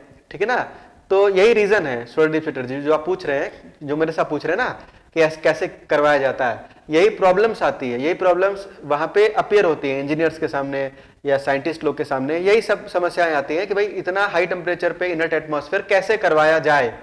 ठीक है ना, और बिल्कुल एक्यूरेटली करवाया जाए, तो यही सब प्रॉब्लम्स आती है। इन्हीं सब प्रॉब्लम्स के कारण कार्बन रिडक्शन नहीं करवाया जाता, वही मैं समझा रहा हूं आपको। ठीक है ना, हाँ पीयूष और आयुष सही लिख रहे हैं आप लोग, H2 आ जाएगा, क्योंकि होता क्या है कि रिडक्शन पोटेंशियल अगर आप देखेंगे तो रिडक्शन पोटेंशियल H+ का ज्यादा है एज कंपेयर टू Na+। तो अगर आप लोग एक्वस NaCl लेंगे, एक्वस NaCl, तो एक्वस NaCl में क्या होगा कि कैथोड पे H+ का रिडक्शन हो जाएगा, Na+ का नहीं होगा, बिकॉज रिडक्शन पोटेंशियल H+ का ज्यादा है। तो H+ यहाँ पे रिड्यूस हो जाएगा, इलेक्ट्रॉन लेके ये हाफ H2 में कन्वर्ट हो जाएगा, और इसी कारण से आपका यहाँ पे ये, क्योंकि ये हाफ H2 में कन्वर्ट हो जा रहा है, इसी कारण से आपका ये यहाँ पे रिड्यूस सोडियम मेटल आपको यहाँ पे नहीं मिलेगा। समझ में आया ये चीज? Very good. Na की जगह पर H2 चला जाएगा, ठीक, कैथोड पे, एनोड पर नहीं, कैथोड पर, आयुष, ठीक। तो ये इसका प्रॉपर एक्सप्लेनेशन है। आगे बढ़ते हैं। तो ये था आपका डाउन प्रोसेस। अच्छा, Al2O3 के बारे में तो बहुत विशेष चर्चा करनी है हमें। अभी हम पढ़ेंगे ना एक्सट्रैक्शन ऑफ आयरन, अलग से आयरन का कैसे, 4 मेटल का एक्सट्रैक्शन पढ़ना है आपको अलग से, ठीक है ना। Extraction of iron, extraction of copper, extraction of zinc and extraction of aluminium. तो एल्यूमिनियम का जब एक्सट्रैक्शन पढ़ेंगे तो वहां पे मैं आपसे पूछूंगा कि Al2O3 से मुझे इसका रिडक्शन करना है, तो क्या करूं? तो भाई कोई मुझे ये मत बोल देना कि सर कार्बन रिडक्शन कर दो, ठीक है ना। यहाँ पे कौन सा रिडक्शन यूज करेंगे? बॉक्साइट पे कौन सा रिडक्शन यूज करेंगे? इलेक्ट्रोलिटिक रिडक्शन यूज करेंगे, और यहाँ पे उसका नाम भी है हॉल हेरोल्थ प्रोसेस उसको बोलते हैं। तो वो एल्यूमिनियम की जब कहानी शुरू करेंगे तो वहां पे बात करेंगे, ठीक है ना। तो यहाँ पे हमने देखा कि हम डायरेक्ट कार्बन रिडक्शन नहीं करवाएंगे, इलेक्ट्रोलिटिक मेथड यहाँ पे यूज करेंगे। यहाँ पे कैथोड पे भाई मोल्टेन आप सॉल्ट लेंगे, जैसे मोल्टेन यहाँ पे हैलाइड ले लिया, ऑक्साइड ले लिया या हाइड्रोक्साइड ले लिया, तो आपका जो कैटायन होगा वो कैथोड प्रोड्यूस हो जाएगा और यहाँ पे आपको मेटल मिल जाएगा। कोई डाउट हो तो आप पूछ लें। तो आगे बढ़ते हैं। लास्ट जो रिडक्शन मेथड है, टोटल आपको 5 रिडक्शन मेथड यहां तक बता दी मैंने। कौन कौन से? पहला था कार्बन रिडक्शन, दूसरा कौन था आपका? तो दूसरा था आपका सेल्फ रिडक्शन। अब किन के लिए यूज करना है वो आपको याद रखना है, वो सब लिखवाया है कि इसको किसके लिए यूज करना है, ठीक है ना। सेल्फ रिडक्शन के बाद आपको बताया मैंने थर्माइट रिडक्शन। थर्माइट रिडक्शन के बाद आपको मैंने बताया कौन सा रिडक्शन भाई? तो हाइड्रोमेटलर्जी बताया है, ठीक है ना, मेटल रिप्लेसमेंट मेथड। और ये लास्ट आपको कौन सा बताया? नेक्स्ट आपको बताया है मैंने इलेक्ट्रोलिटिक मेथड, ठीक है, इलेक्ट्रोलिटिक मेथड ये बताया। अब लास्ट है 6th मेथड, ये है आपका थर्मल डिकम्पोजिशन। 6th ये है आपका थर्मल डिकम्पोजिशन। तो थर्मल डिकम्पोजिशन बेसिकली 2 मेटल के लिए यूज करते हैं। एक तो सिल्वर के ऑक्साइड के लिए, अगर आपके पास सिल्वर का ऑक्साइड है तो चुपचाप इसको हीट कर देंगे, ठीक है ना, ज्यादा नहीं, थोड़ा सा टेम्परेचर 200-400 तक, मेरे ख्याल से 400 डिग्री सेल्सियस तक ये टूट जाता है, और ये टूट के silver metal plus O2 gas में कन्वर्ट हो जाता है, तो सीधा आपको मेटल मिल जाता है, इसका रिडक्शन हो जाएगा, ठीक है ना। और इसी तरह से मर्क्यूरी HgO, इसको भी सीधा हीट कर दो अराउंड 500 डिग्री सेल्सियस तक, ये भी टूट जाएगा और आपको यहां से Hg प्लस O2 में ये कन्वर्ट हो जाएगा। अच्छा, अब कोई बोले कि सर ऐसे ऐसे CaO जैसे कैल्शियम ऑक्साइड है तो इसको भी हीट कर दे तो कैल्शियम प्लस O2 बनेगा, लेकिन ये नहीं करते हैं। क्यों नहीं करते हैं? बिकॉज यहाँ पे जो टेम्परेचर होगा, temperature is very very very very very very high. ये भी एलिंगम डायग्राम से अभी प्रूव करेंगे, ठीक है ना, कि इस रिएक्शन के लिए टेम्परेचर जो है बहुत ज्यादा चाहिए, और ये प्रैक्टिकली पॉसिबल नहीं है। मतलब अगर कोई बोले कि थ्योरेटिकली कर सकते हैं क्या, तो मैं बोलूंगा हाँ थ्योरेटिकली कर सकते हैं, जैसे इसको तोड़ दिया इसको तोड़ दिया वैसे इसको भी तोड़ सकते हैं थ्योरेटिकली, ठीक। पर जो टेम्परेचर यहाँ पे रिक्वायर्ड है उतना टेम्परेचर प्रैक्टिकली देना पॉसिबल नहीं है। इनको प्रैक्टिकली देना पॉसिबल है तो इसके लिए तो दे देंगे।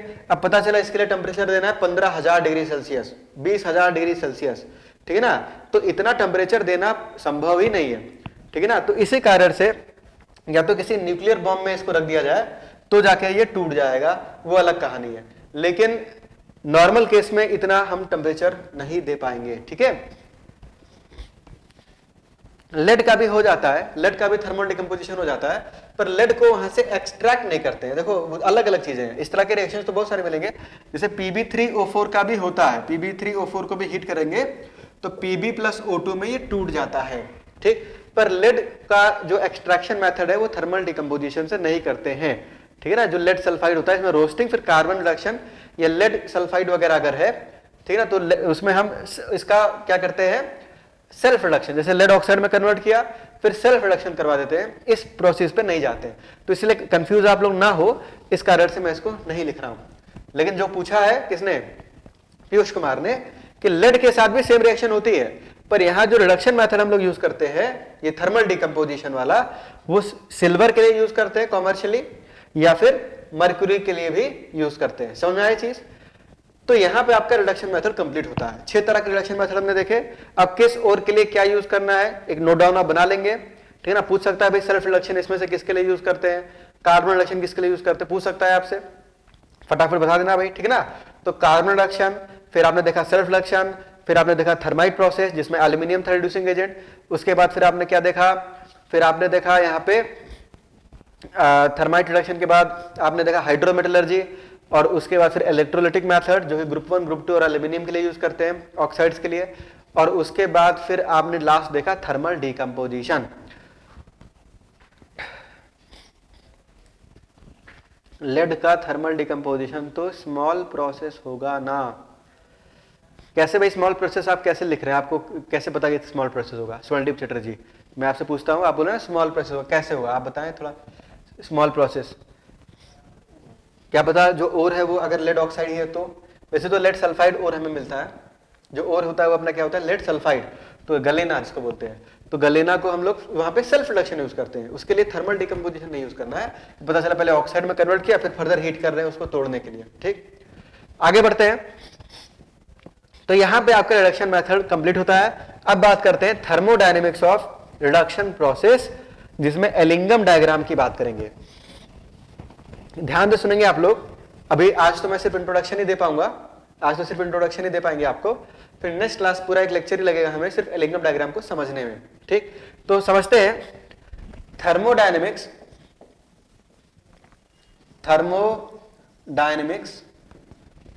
ऑफ रिडक्शन प्रोसेस, जिसमें हम लोग एलिंगम डायग्राम की बात करते हैं। एलिंगम डायग्राम, ठीक। तो देखो सबसे पहला पॉइंट तो यह है कि एलिंगम डायग्राम है क्या। एलिंगम डायग्राम क्या चीज है, एलिंगम साइंटिस्ट का नाम है। तो Ellingham diagram is a curve between delta G versus T, ठीक, सिंपल सा है, बहुत इसको कॉम्प्लिकेट नहीं करना है। कोई भी आपके पास जो ये जो ग्राफ है डेल्टा जी वर्सेस टी का जो ग्राफ होता है, जो कि किसी रिएक्शन के लिए भी बना सकते हैं हम लोग, उसको एलिंगम डायग्राम बोलते हैं, ठीक है ना। तो एलिंगम डायग्राम बेसिकली क्या है, it is a curve between या plot between delta G versus T. Delta G versus T का ये प्लॉट होता है। बहुत बेसिक क्वेश्चन आजकल आते हैं, ठीक है ना, बहुत बेसिक से क्वेश्चन आते हैं, जैसे कि आपसे पूछ लेगा कि एलिंगम डायग्राम जो है ये किसके किसके बीच का कर्व होता है। इस तरह के क्वेश्चन भी आते हैं आजकल, बहुत डेप्थ में नहीं पूछते हैं। तो अगर इस तरह का क्वेश्चन में आ जाए तो ये सब पता होना चाहिए, डेल्टा जी वर्सेस टी का ग्राफ होता है, पहला चीज, ठीक। अब देखो डेल्टा जी का फॉर्मूला क्या होता है भाई, जल्दी से बताना आप लोग। डेल्टा जी का फॉर्मूला क्या होता है, डेल्टा जी इक्वल टू क्या होता है भाई, थर्मोडायनेमिक्स पढ़ा हमने, तो डेल्टा जी इक्वल टू होता है delta H minus T delta S, ठीक। ये फॉर्मूला होता है डेल्टा जी का।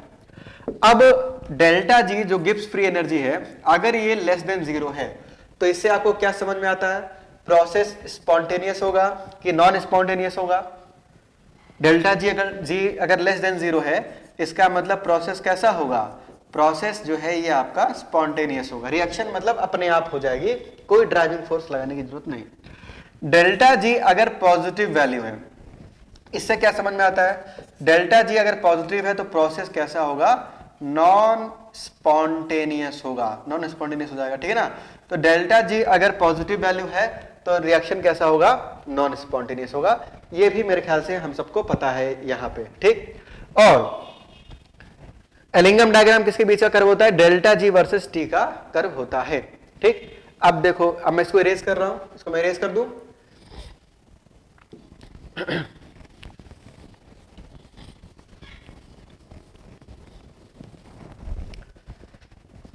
देखो डेल्टा जी इक्वल टू, अभी आपने एक फॉर्मूला लिखा, delta G equal to delta H minus T delta S, ये आपने फॉर्मूला अभी भी लिखा।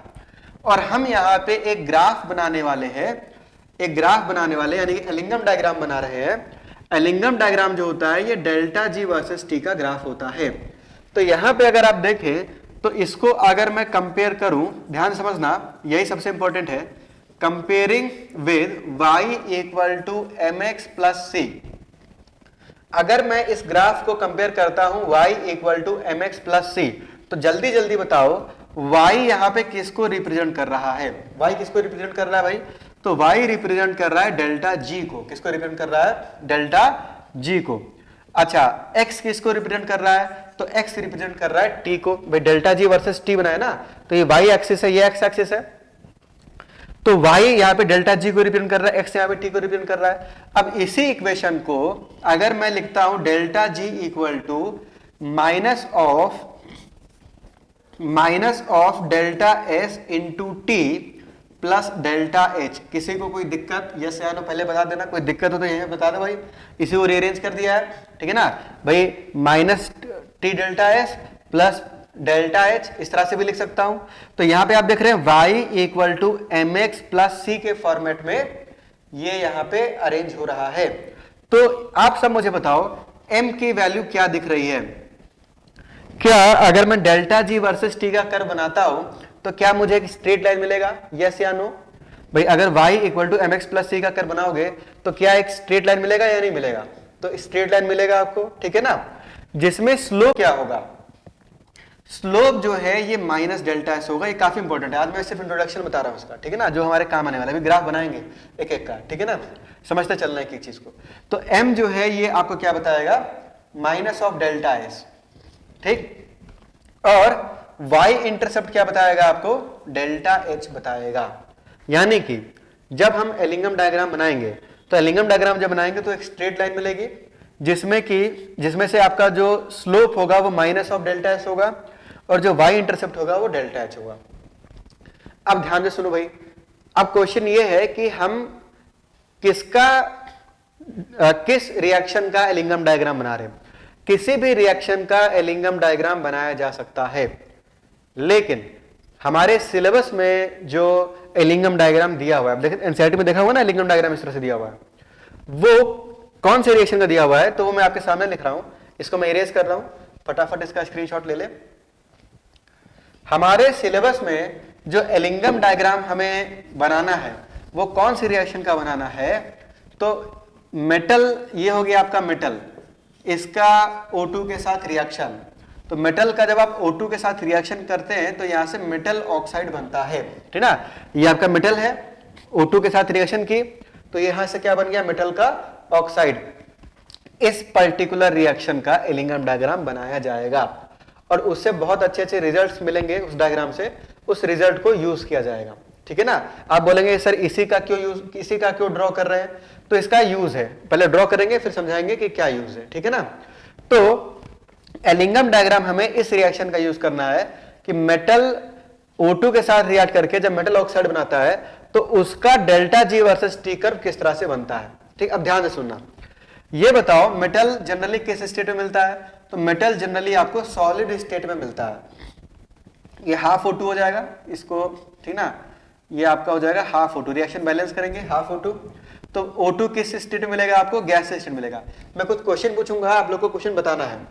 मेटल ऑक्साइड किस स्टेट में मिलेगा? तो ये आपको सॉलिड स्टेट में मिलेगा।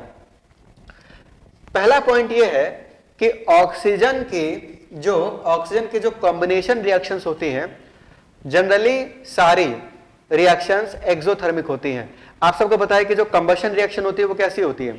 एक्सोथर्मिक होती है, ठीक। तो ऑक्सीजन की जो कॉम्बिनेशन रिएक्शंस होती हैं ये एक्सोथर्मिक रिएक्शन होती है।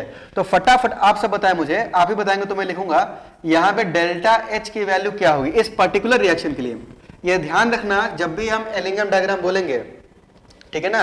अभी मैं बहुत फंडामेंटल चीज बता रहा हूं, जब भी हम एलिंगम डायग्राम बोलेंगे कि एलिंगम डायग्राम इस मेटल का है तो रिएक्शन ये चल रही होगी, ठीक ना। इस रिएक्शन का एलिंगम डायग्राम बनाया जाता है, ठीक। तो यहां पे इस रिएक्शन के लिए डेल्टा एच जो है ये क्या होगा? पॉजिटिव या नेगेटिव? सर ये समझे नहीं सर, इसमें तो रिडक्शन। अरे भाई अभी शुरू किया है, अभी पूरा एक लेक्चर लगेगा मुझे समझाने में। अभी जो मैंने समझाया है वो समझ में आया ना? अभी जो समझाया। अब इसका रिडक्शन इससे क्या लेना देना है मैं समझाऊंगा अभी आपको, पीयूष कुमार कि भाई रिडक्शन से क्या लेना देना है वो समझेंगे। पहले बनाना तो सीखे ना, कर्व कैसे बनाना है, फिर रिडक्शन से कैसे रिलेट करेंगे उसको। ठीक, पहले एक एक चीज लेते हुए समझे। अभी मुझे समझाने में पूरा एक लेक्चर लगने वाला है, नेक्स्ट लेक्चर। ठीक, इस सिर्फ इलेंगम डायग्राम को तो एक स्टेप बाय स्टेप समझते चले। तो इसमें डेल्टा एच की वैल्यू क्या होगी इस रिएक्शन के लिए? तो डेल्टा एच की जो वैल्यू होगी ये आपको मिलेगी नेगेटिव। क्यों? क्योंकि ऑक्सीजन की जो कॉम्बिनेशन रिएक्शंस होती हैं ये कैसी होती है? ऑक्सीजन की जो कॉम्बिनेशन रिएक्शंस होती हैं ये एक्सोथर्मिक होती हैं। अब मेरा दूसरा क्वेश्चन जो आप सबको बताना है, ठीक है, आप सब बताएंगे तो मैं आगे बढ़ूंगा। इस रिएक्शन के लिए डेल्टा एस की वैल्यू क्या होगी? Entropy change. डेल्टा एस की वैल्यू क्या होगी? पॉजिटिव होगी कि नेगेटिव होगी? जो भी आपको लगे बताना भाई, जैसे मैं समझ पाऊं कि आप लोग बता पाते या नहीं। डेल्टा एस की वैल्यू क्या होगी, पॉजिटिव या नेगेटिव? स्टेप बाय स्टेप चले, पहले एलिंगम डायग्राम को बनाएंगे, फिर इसको समझेंगे। एलिंगम डायग्राम से क्या क्या चीजें हमें समझ में आती है, फिर उससे रिडक्शन कैसे देखा जाता है उसको समझेंगे।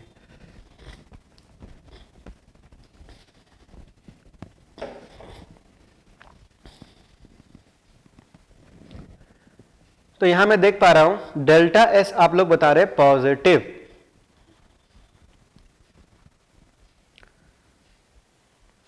और किसी को अगर कोई रिप्लाई करना है तो कर सकता है भाई, मैं वेट कर रहा हूं। आपकी जानकारी के लिए बता दूं मैं कि यहां पे लगभग 10-12 लोग पॉजिटिव लिखे हैं। तो पॉजिटिव जिन्होंने लिखा है गलत लिखा है भाई। यहां पे डेल्टा एस की वैल्यू भी नेगेटिव है। डेल्टा एस की वैल्यू भी क्या है? नेगेटिव। शालिनी वेरी गुड, आपका आप सही आंसर है नेगेटिव। ठीक, क्यों नेगेटिव? क्योंकि ये बताओ कि यहां पे अगर आप देखें तो ये सॉलिड स्टेट में है, O2 किस स्टेट में है? ये गैसीय स्टेट में है। और ये किस स्टेट में है? सॉलिड। मतलब रिएक्टेंट तो गैस भाई सॉलिड का तो वो डेल्टा एन में तो कुछ आता नहीं। डेल्टा एन जी या नेगेटिव है या हाफ मोल गैसियस है या 0 मोल गैसियस है, ठीक है ना। डेल्टा एन जी की वैल्यू क्या है? अरे भाई नेगेटिव है ना। तो ये बताओ रिएक्टेंट तो गैसियस थे, इस तरह से समझ लो आप कि रिएक्टेंट तो गैसियस थे और जो प्रोडक्ट है वो सॉलिड है, तो गैसियस से सॉलिड में कन्वर्ट हो रहा है। तो जो रैंडमनेस है वो घट रहा है कि बढ़ रहा है? तो रैंडमनेस घट रहा है ना, क्योंकि गैसियस रिएक्टेंट्स सॉलिड प्रोडक्ट में कन्वर्ट हो रहा है। ठीक है, समझ में आए अमित कुमार? तो इस कारण से रैंडमनेस डिक्रीज कर रहा है। आप देखें यहां हाफ मोल गैसियस है और यहां पे 1 मोल सॉलिड है। ठीक, तो यहां पे हम देख पा रहे हैं कि गैस सॉलिड में क्योंकि कन्वर्ट हो रहा है तो एंट्रोपी घटेगी। डेल्टा एस की वैल्यू क्या होगी? नेगेटिव। डेल्टा एन जी जो है ये -½ वैल्यू है। डेल्टा एन जी नेगेटिव होगी तो डेल्टा एस भी नेगेटिव हो जाएगा। तो यहां पे डेल्टा एस की वैल्यू हो जाएगी नेगेटिव। तो इस रिएक्शन का जब मैं एलिंगम डायग्राम बनाऊंगा, अगेन यहां पे अगर आप देखें y = mx + c straight line की इक्वेशन मिलेगी। यहां पे जो स्लोप था, slope minus of delta S था। स्लोप क्या था? Minus of delta S. और जो y इंटरसेप्ट था वो क्या था? Delta H. अब देखो 10 मिनट लगेगा। ये जो डेल्टा एच है अभी, तो डेल्टा एच की वैल्यू जो है वो नेगेटिव होगी। ठीक, यानी कि जो ग्राफ होगा कुछ यहां से शुरू होगा। ग्राफ कहां शुरू होगा? यहां से, क्योंकि डेल्टा एच नेगेटिव है ना। डेल्टा एच नेगेटिव है तो ग्राफ कुछ यहां से शुरू होगा। अब डेल्टा एस अगर नेगेटिव है तो स्लोप क्या है? पॉजिटिव। तो पॉजिटिव स्लोप मतलब कि कुछ इस तरह का ग्राफ यहां पे बनने वाला है। समझ में आई चीज? तो कुछ इस तरह का जो ग्राफ है ये यहां पे आपको मिलेगा। ठीक, तो इसमें फटाफट कुछ चीजें समझ ले, बस मैं आप बोल दे रहा हूं। ठीक, कि ये बताओ अगर किसी रिएक्शन का डेल्टा एस नेगेटिव है तो स्लोप क्या होगा? पॉजिटिव। डेल्टा एस पॉजिटिव है तो स्लोप क्या होगा? नेगेटिव। ठीक है ना। और यहां पे हम देख पा रहे हैं कि डेल्टा एस क्योंकि नेगेटिव है तो स्लोप क्या है? पॉजिटिव। इस तरह का ग्राफ बनेगा। अब ये ग्राफ बताता क्या? सबसे इंपॉर्टेंट चीज मैं यहां पे बता रहा हूं। इस ग्राफ से हमें पता क्या चलता है? जैसे लेट से ये ग्राफ आयरन का है। ये ग्राफ किसका है? आयरन का है। तो आयरन का अगर ग्राफ ये बन रहा है तो यहां मेटल कौन है? मेटल आयरन होगा। इस रिएक्शन का ये हो जाएगा। ठीक है ना। इसमें इस ग्राफ से हमें पता ये चलता है, इस ग्राफ से हमें ये पता चलता है कि इस पर्टिकुलर टेम्परेचर पर डेल्टा जी की वैल्यू क्या होगी। ठीक, यहां पे आप टेम्परेचर रखेंगे तो यहां डेल्टा जी की वैल्यू मिल जाएगी। अच्छा, डेल्टा जी की वैल्यू अगर नेगेटिव है, डेल्टा जी की वैल्यू क्या मिल रही है आपको? नेगेटिव मिल रही है। तो डेल्टा जी की वैल्यू अगर नेगेटिव होगी तो रिएक्शन क्या होगी? स्पॉन्टेनियस होगी। अब मुझे आप लोग बताना जो मैं क्वेश्चन पूछ रहा हूं कि जैसे जैसे टेम्परेचर बढ़ेगा, जैसे जैसे टेम्परेचर बढ़ रहा है, ठीक, इस रिएक्शन की स्पॉन्टेनिटी बढ़ रही है कि घट रही है? आप लोग बताएं जल्दी से, जितनी जल्दी बताएंगे उतनी जल्दी क्लास खत्म हो जाएगी। जैसे जैसे आप टेम्परेचर को बढ़ा रहे हैं, इस रिएक्शन की स्पॉन्टेनिटी बढ़ रही है या स्पॉन्टेनिटी घट रही है? इंक्रीजेस और डिक्रीजेस? स्वर्णदीप चित्र जी, नहीं भाई गलत आंसर दिया आपने। आस्था आपने भी गलत आंसर दिया। डिक्रीजेस सही है, डिक्रीजेस सही है। अरे भाई सिंपल सा है, इसमें आप लोग बहुत ज्यादा लगता है दिमाग लगा दे रहे हैं। बहुत सिंपल सा है, इतना दिमाग लगाने की जरूरत नहीं है। आप देखो जैसे जैसे आप टेम्परेचर को बढ़ा रहे हो, ठीक है ना, ये जो डेल्टा जी की वैल्यू है ये लेस नेगेटिव होती जा रही है ना। डेल्टा जी की जो वैल्यू है ये तो जीरो की तरफ जा रही है, ये डेल्टा जी बता रहा है। तो डेल्टा जी की वैल्यू लेस नेगेटिव हो रही है, और डेल्टा जी की वैल्यू जितनी लेस नेगेटिव होगी रिएक्शन उतना लेस स्पॉन्टेनियस होगा। और इस टेम्परेचर के बाद तो डेल्टा जी पॉजिटिव हो जाएगा ना, यहां पे तो पॉजिटिव वैल्यू आ जाएगी। डेल्टा जी की वैल्यू कैसी आ जाएगी?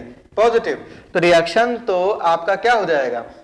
रिएक्शन तो आपका नॉन स्पॉन्टेनियस हो जाएगा, क्योंकि डेल्टा अभी बताया ना डेल्टा जी पॉजिटिव रिएक्शन क्या होता है? Non spontaneous. ठीक, तो यहां पे हम देखें इस पर्टिकुलर ये जो ग्राफ होता है, पहले आप समझना, क्योंकि मैं ग्राफ जो बनाऊंगा तो समझना पड़ेगा आपको एक चीज कि जब हम ग्राफ बनाएंगे तो ये ग्राफ बताता क्या है? ये ग्राफ ये बताता है कि इस पर्टिकुलर टेम्परेचर पर अगर मुझे ग्राफ मिल जाए तो मैं ये बता सकता हूं कि इस पर्टिकुलर टेम्परेचर पर रिएक्शन की स्पॉन्टेनिटी क्या होगी, डेल्टा जी की वैल्यू क्या होगी। डेल्टा जी जितना नेगेटिव होगा रिएक्शन उतना स्पॉन्टेनियस होगा, डेल्टा जी पॉजिटिव होगा तो रिएक्शन नॉन स्पॉन्टेनियस होगा। और कौन से रिएक्शन की बात कर रहे हैं? तो इस पर्टिकुलर रिएक्शन की हम लोग बात कर रहे हैं। ये जो आपका पर्टिकुलर रिएक्शन है M+O2 गिव्स MO, इस रिएक्शन की स्पॉन्टेनिटी को इस ग्राफ से समझा जा रहा है। समझ में आया चीज? इस पर्टिकुलर रिएक्शन की जो स्पॉन्टेनिटी है उसको इस ग्राफ से समझ रहे हैं। ठीक, कि जैसे मैंने ये टेम्परेचर रखा, इस टेम्परेचर पे डेल्टा जी की क्या वैल्यू है, इस पर्टिकुलर टेम्परेचर पे डेल्टा जी की क्या वैल्यू है। ठीक, तो यहां पे हमें रिएक्शन की स्पॉन्टेनिटी समझ में आती है कि रिएक्शन जो है वो किस तरह से प्रोसीड कर रहा है। और साफ साफ आपको देखने को मिल रहा है कि as the temperature increases delta G becomes less negative, therefore spontaneity of the reaction decreases. ठीक, अच्छा अब लास्ट पॉइंट बोल के मैं क्लास को खत्म कर रहा हूं। वैसे नेक्स्ट क्लास में मैं यहीं से शुरू करूंगा, लेकिन लास्ट पॉइंट एक और बता दूं, क्योंकि इतना सब बता ही दिया आपको कि जैसे हमने देखा कि जो स्लोप है ये माइनस ऑफ डेल्टा एस बताता है। ये काफी इंपॉर्टेंट चीज है, ध्यान रखना, क्योंकि जब M+O2 गिव्स MO जब होगा तो डेल्टा एच तो हमेशा नेगेटिव ही मिलेगा, ठीक है ना। लेकिन ये पॉसिबल है कि कुछ केसेस में डेल्टा एस पॉजिटिव हो, कुछ केसेस में नेगेटिव और कुछ केसेस में जीरो भी हो। जैसे अभी जो एग्जांपल लिया था उसमें तो डेल्टा एस क्या था? नेगेटिव था। बट अभी मैं कुछ केस दूंगा जिसमें डेल्टा एस पॉजिटिव भी हो जाएगा या जीरो भी हो जाएगा। तो जैसे कि मान लो 3 ग्राफ में आपको बता रहा हूं, जैसे एक ग्राफ आपका ये बना हुआ है, 3 तरीके का ग्राफ बना रहा हूं, इसको मैं इरेज कर रहा हूं। ठीक, तो 3 तरीके का ग्राफ है। ठीक, ये भी आपका डेल्टा जी वर्सेस टी है, ये भी आपका डेल्टा जी वर्सेस टी है, और ये भी आपका डेल्टा जी वर्सेस टी है। ठीक, अच्छा ये जो है, ये जो लाइन है ये डेल्टा जी इक्वल टू 0 है, मतलब कि यहां पे 0 को माना गया है, तो इसके नीचे वैल्यू नेगेटिव होगी। ठीक, यहां भी ये जो लाइन है आपकी ये डेल्टा जी इक्वल टू 0 है, और ये जो लाइन है ये भी आपकी डेल्टा जी इक्वल टू 0 है। अब मैं 3 तरह का ग्राफ बना रहा हूं। एक ग्राफ मैंने ऐसे बनाया, एक ग्राफ मैंने ऐसे बनाया, और एक ग्राफ मैंने ऐसे बनाया। ठीक, पहले तो आप ग्राफ से समझे। यहां पे आप देख पा रहे हैं कि स्लोप जो है m, तो m यहां पे पॉजिटिव है, इसका मतलब वो जो रिएक्शन थी M+O2 गिव्स MO, ठीक है ना। तो वहां पे क्योंकि m पॉजिटिव है तो डेल्टा s वहां पे क्या होगा? तो उस रिएक्शन के लिए डेल्टा s की वैल्यू क्या होगी? नेगेटिव है। यहां पे आप देख पा रहे हैं, अभी मैं अगले क्लास में एग्जांपल से भी समझाऊंगा कि यहां पे आप देख पा रहे हैं कि इस ग्राफ में m नेगेटिव है, स्लोप की वैल्यू क्या है? नेगेटिव है ना, नेगेटिव स्लोप है। तो यहां पे जो डेल्टा एस की वैल्यू होगी ये आप मुझे अभी बता सकते हैं, डेल्टा एस की वैल्यू क्या आने वाली है?